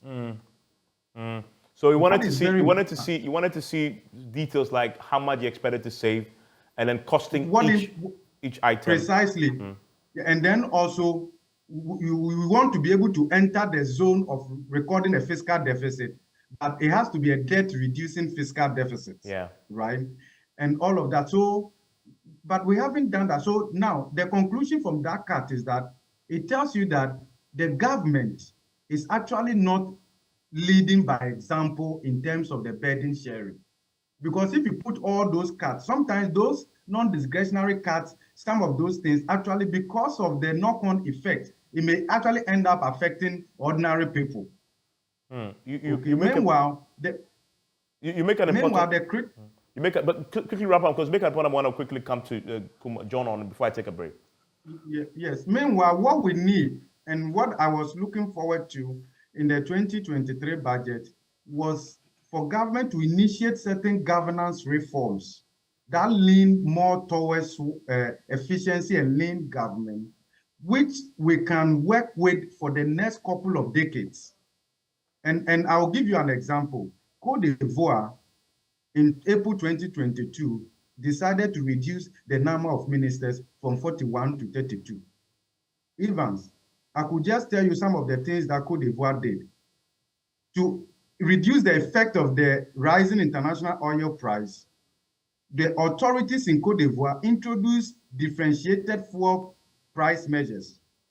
They decided that gasoline prices were going to be increased by just a certain amount, but diesel was kept unchanged because of the effect of that on transportation services, overall inflation and productivity. But guess what? On food price inflation and to preserve food security for the most vulnerable, price caps and export permits for essential food staples and a custom duty exemption on wheat were introduced for a period of 3 months. I see. It's not like it's possible. Do something extraordinary. Yeah. But you see, you are looking at, you have to demonstrate something, right? It may have some fiscal implication, but the trade-off and all of that. But that kind of leadership has been lacking in our past. So it's possible. Let me come to John. Let me come to John. John, so he makes a point there, which is that, so the expenditure measures,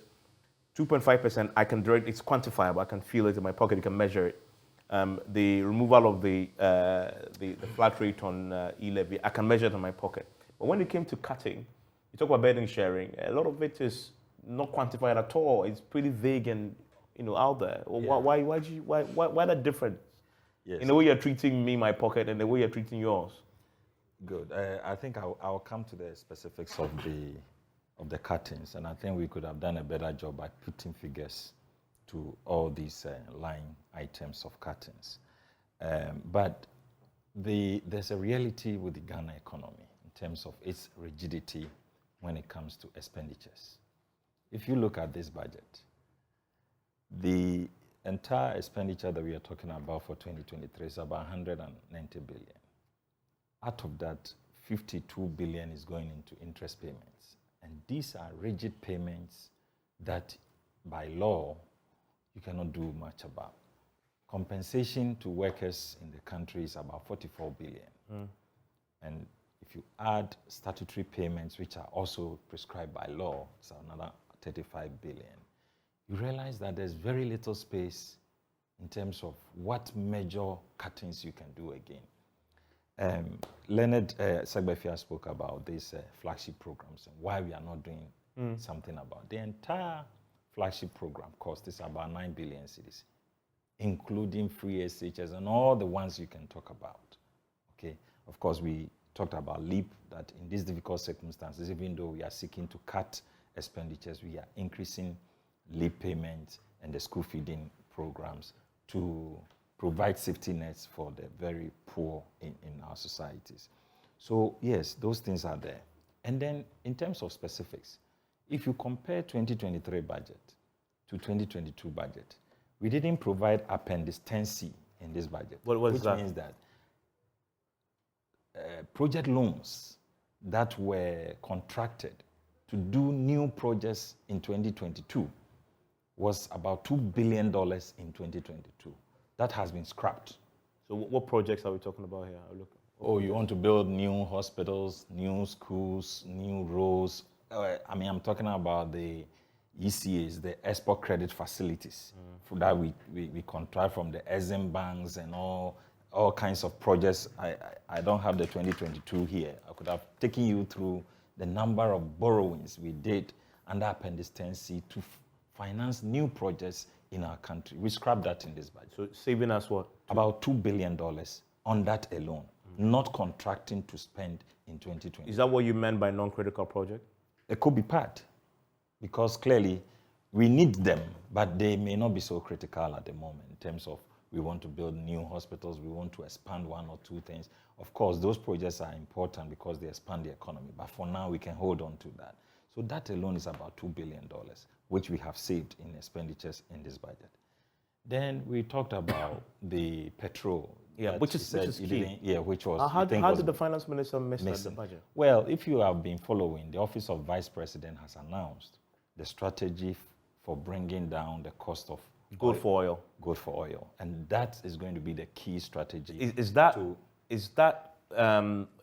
flowing from the president's announcement? Yes. The affordable yes, oil securing. Yes. So that's how you're achieving That's how we are looking at it. Because if you look at the forward auctions and the spot auctions for the forests that we use to buy the fuel, Even though the forex exchange today, as we speak, may be 13 or 14 cities, they may be using 19 cities for the dollar because of the forward options if you engage the BDCs.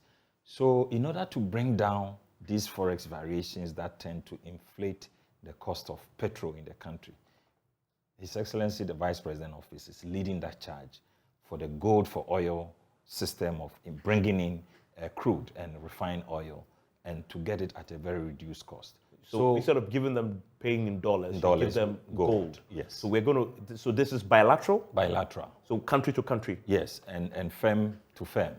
Okay. Those that will be willing to come on board. But private guys, they accept the gold. Well, you want your oil, or you why not? Gold is equally Ghana gold. I mean, but we don't have gold. We do. We are acquiring gold. So there's a is it the one you're buying? Yes. So from the Minister for you introduced it last year. Exactly, and the lands minister has come out with an arrangement where so you're buying, so Goldfields and others, yes, for example, sell 20% of their gold to the BOG. To BOG, and then the small scale will sell to government and PMMC, and then all the other. So you take that process. When you accumulate, yes, and then use that to buy exchange oil for the market. Yes. Okay.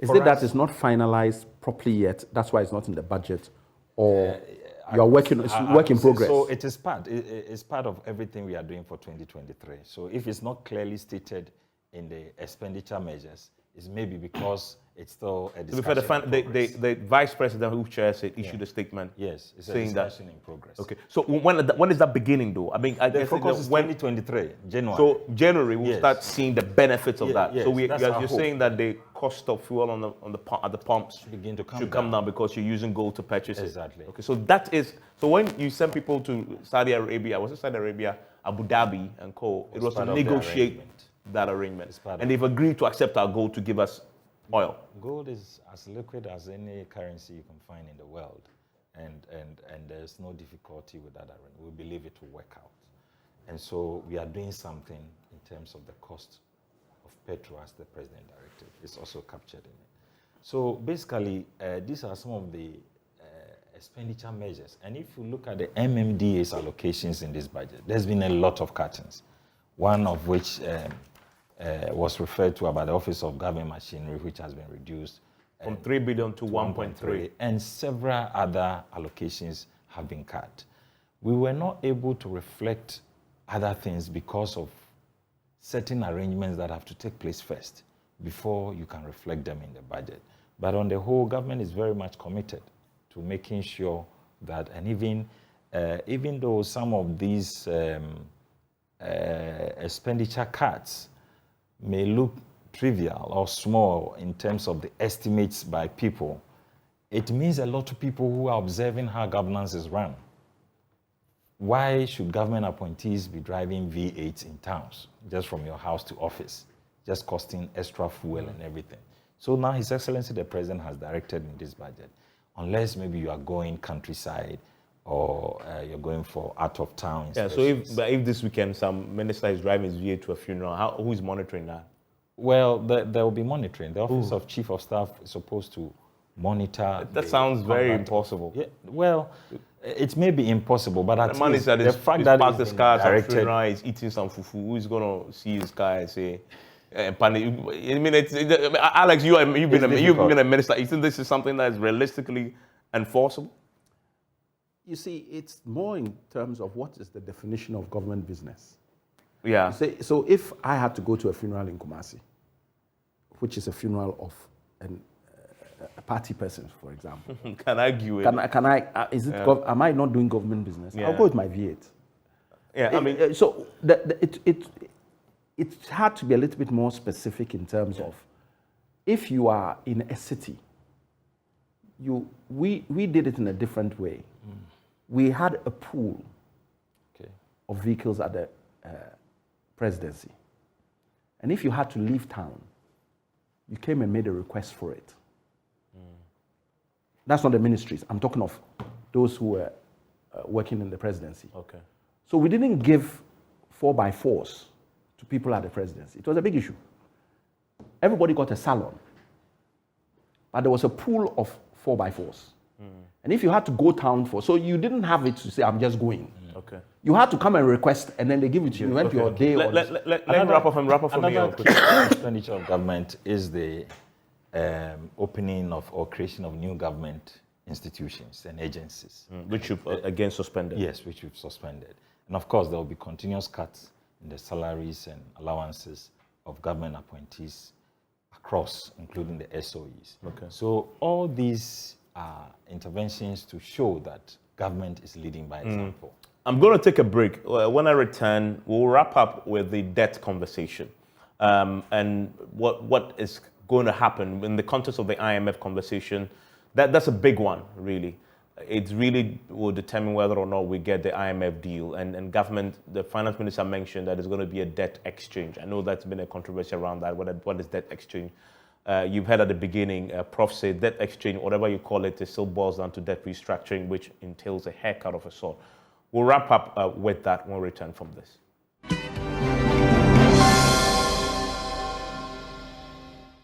And thanks for staying with us. This is still Newsfile. We're just preparing to wrap up, but I need to wrap up on a very important subject, which is the IMF negotiations as it relates to how we're dealing with our debt. It all comes down to that. In the budget, the finance minister said something pretty simple in the one small paragraph where it talks about pursuing a debt exchange arrangement. I'm going to get my guests to have 2 minutes each on this because of the time we have. It's such an important issue. Dr. Tuya Champon, so this is the budget that was done, defined by the IMF program. We know that the debt sustainability analysis and how we treat our debt is the thing that will determine whether we get a deal in time or not. The finance minister says they're pursuing a debt exchange arrangement to get our debt in sustainable levels to pave the way for the IMF deal. Did you see this as enough? Unfortunately, the messaging on the debt exchange program in the budget was fairly cryptic. I think we've gotten more details from Honorable John Kuma and others than it actually has been provided in the budget. But in the budget, the MOF's own independent assessment showed that Ghana is now considered to be at a high risk of debt distress. In a sense, this is similar to what the IMF assessment as of last year, June, was. The key thing is whether or not the current IMF debt sustainability analysis would corroborate the position of the Ministry of Finance's own assessment. The point also is that whatever that assessment comes out to be, it is very clear that there's going to be a restructuring exercise. From what we have picked up in the budget with debt exchange, which is, in other words, a debt restructuring, it would cover from, again, the statement we've seen, both external and, the domestic debt. But the worry in all of this for me is the inconsistent communication of the government on the exercise, which in a way goes to add to the policy credibility issues that we're talking about, and further adding or creating more market volatility that it shouldn't really be. Because you go back to October, end of October, President said that no individual or institutional investor would lose their money. And he specifically mentioned that there will be no haircuts. The president didn't give details. And we know that the haircut is either going to be either on your principal or on your interest. Subsequently, we were told that, it's actually not just a principal, but your principal will be protected, but your interest will be touched. But interest adds up to the total value of your investment. And then, we had the Deputy Minister, John Kuma, who's in the studio, also give an interview in which he gave more detail as to the form of this haircut, only for the finance ministry now to issue a statement to say, okay, we're still doing some discussions, etc., you name it. So it's a whole mess of confusion, in my view, and that really doesn't do much in terms of the signaling, because that adds more, worry, and that adds to that volatility that we're talking about here. So I think the communication should be very clear because we don't know who to believe, whether it is the president, whether it is the ministers who have spoken, or whether it is the Ministry of Finance's official position on all of this. But the key thing, I stress again, would be what the IMF's own independent debt sustainability analysis will come up with in the next few weeks. Thankfully, John will clarify the issues for us. Prof, a take on that? Yes, thank you very much. Dr. Teo has said quite a couple of things, so I won't repeat that. Evans, simple. To the investor, what's his interest? Any decision about the investor's holding that dislocates the investor from the original position. In other words, if this debt exchange, the present value of the new debt at the new interest rate and the maturity differs from the original present value of the debt that will have to be exchanged, is nothing but realized investor losses. A street word for it is what we call haircut. Okay, so call it whatever you want to call it: debt exchange, debt treatment, debt swap, whatever.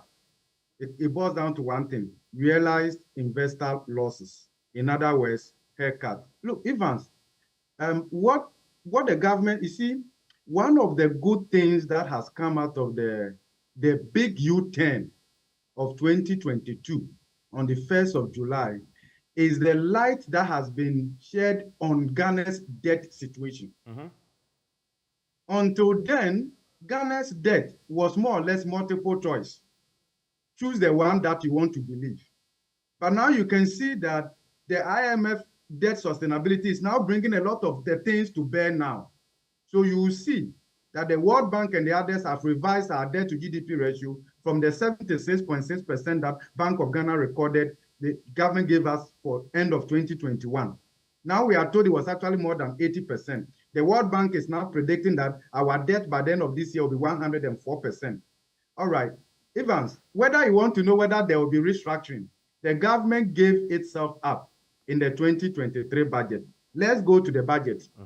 If you want to, our debt to GDP ratio today is more than 80%. If you look at it realistically, it's almost 30% above the policy dependency threshold. Now, and again, if you look at the debt, external debt to GDP ratio, it's more than 25% above the policy dependency threshold. If you look at it in terms, those are the solvency dynamics. And then again, if you look at it in terms of present value of debt to export ratio, why is that important? Because of the external component. When your export earnings align well with your external debt, you are covered in terms of the exposure.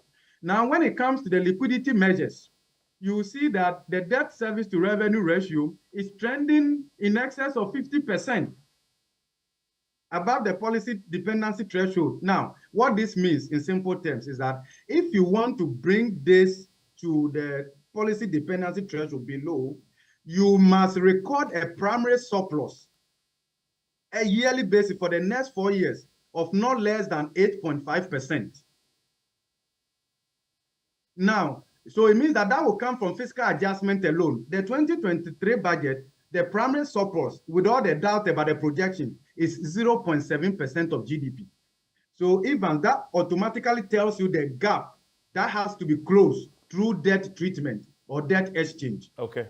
So if we want the IMF program, and one of the things government needs to do, Prof, we will side with them. Prof, you need to wrap up for me in 30 seconds so I can come to the student and wrap up with them. Great. One of the things government needs to do, and we will side with them, is to declare the official position as early as possible, not all the details. Because whether you like it or not, what is happening right now is that the market is far ahead of the government. Government is operating behind the curve. And the market has already priced all these uncertainties. So that's why if you are going for your money today, they are already pricing a haircut, even though they are telling you they are marking it to market. It's nothing but realized investor losses. The lack of this decisiveness in itself is enhancing the economic uncertainty. And remember, in the traditional Western idea of the market, it is not the actual default itself that worries the market. It's the fear of it that paralyzes the market. Yeah, I mean, Alex, on that subject? Well, I think that the government is in real difficulty with, as I've said already, with credibility issues. And for many people, it's going to be worse than it seems. The government has never understood the cry for the reshuffle or removal of people as a major credibility issue. It's just sheer stubbornness and bravado, if I can call it that. That is not the basis of how we run government, because you're in a speculative market which deals with perception. And the view of many of us is that, or many commentators, is that we know these people, we know what they've achieved, we know what their records are. They're in a situation where, to give some credibility to government should be thinking of some reshuffle, some movement of bodies. And then when the policies come, it's like, okay, we have a new face. Yeah. And this is where we are and where we are going. So it helps if they do some of this before they even go into this debt restructuring conversation. Because then the investors take you seriously, that you really mean business. And that helps your negotiation. But no matter if you don't, you will have the negotiations. Nobody said it won't happen. But what it should have been 2%, it can easily become 3%. Because they are not sure whether it's actually going to go as you've said, because your credibility is already short. So you lose percentage marks just by dealing with the same people. Yeah. And for me, it's not about whether you like the person or not. This is now government issues. Yeah. And we should all just understand the issue of perception and credibility. It's key. Around the table we're negotiating. Yeah, John, on the subject of restructuring or no restructuring and debt exchange, very quickly. Yes. Evans, I think from the budget, what is clear is that something has to be done about our debt situation. And the budget has announced that there will be a debt exchange program, which of course will address the difficult debt portfolios that we have. It is the details of what that entails is what the Ministry of Finance has announced, that we should be patient. In the course of the month or very soon, they are going to fully announce the details. Some of us attempted to explain and give examples of certain scenarios that may play out, but that is not the official positions. So I want to encourage everybody. Government is committed to address the debt situation, but we want to do so cordially and an amicable way of engaging all stakeholders for us to come to the right conclusions. And the details of what the debt exchange program entails will be announced by government very soon. And I believe that's the key point that Professor Bobkin is making, that timing is of essence. We need to know going forward what is to be done, and that will be done very soon. Okay. Thank you very much, John Kumar. Thank you, Alex. Always a delight to have both of you in the studio. Professor Bokping and Thierry Champon, for all of you who watched, listened, and streamed as we did Newsfile. Enjoy the rest of your weekend.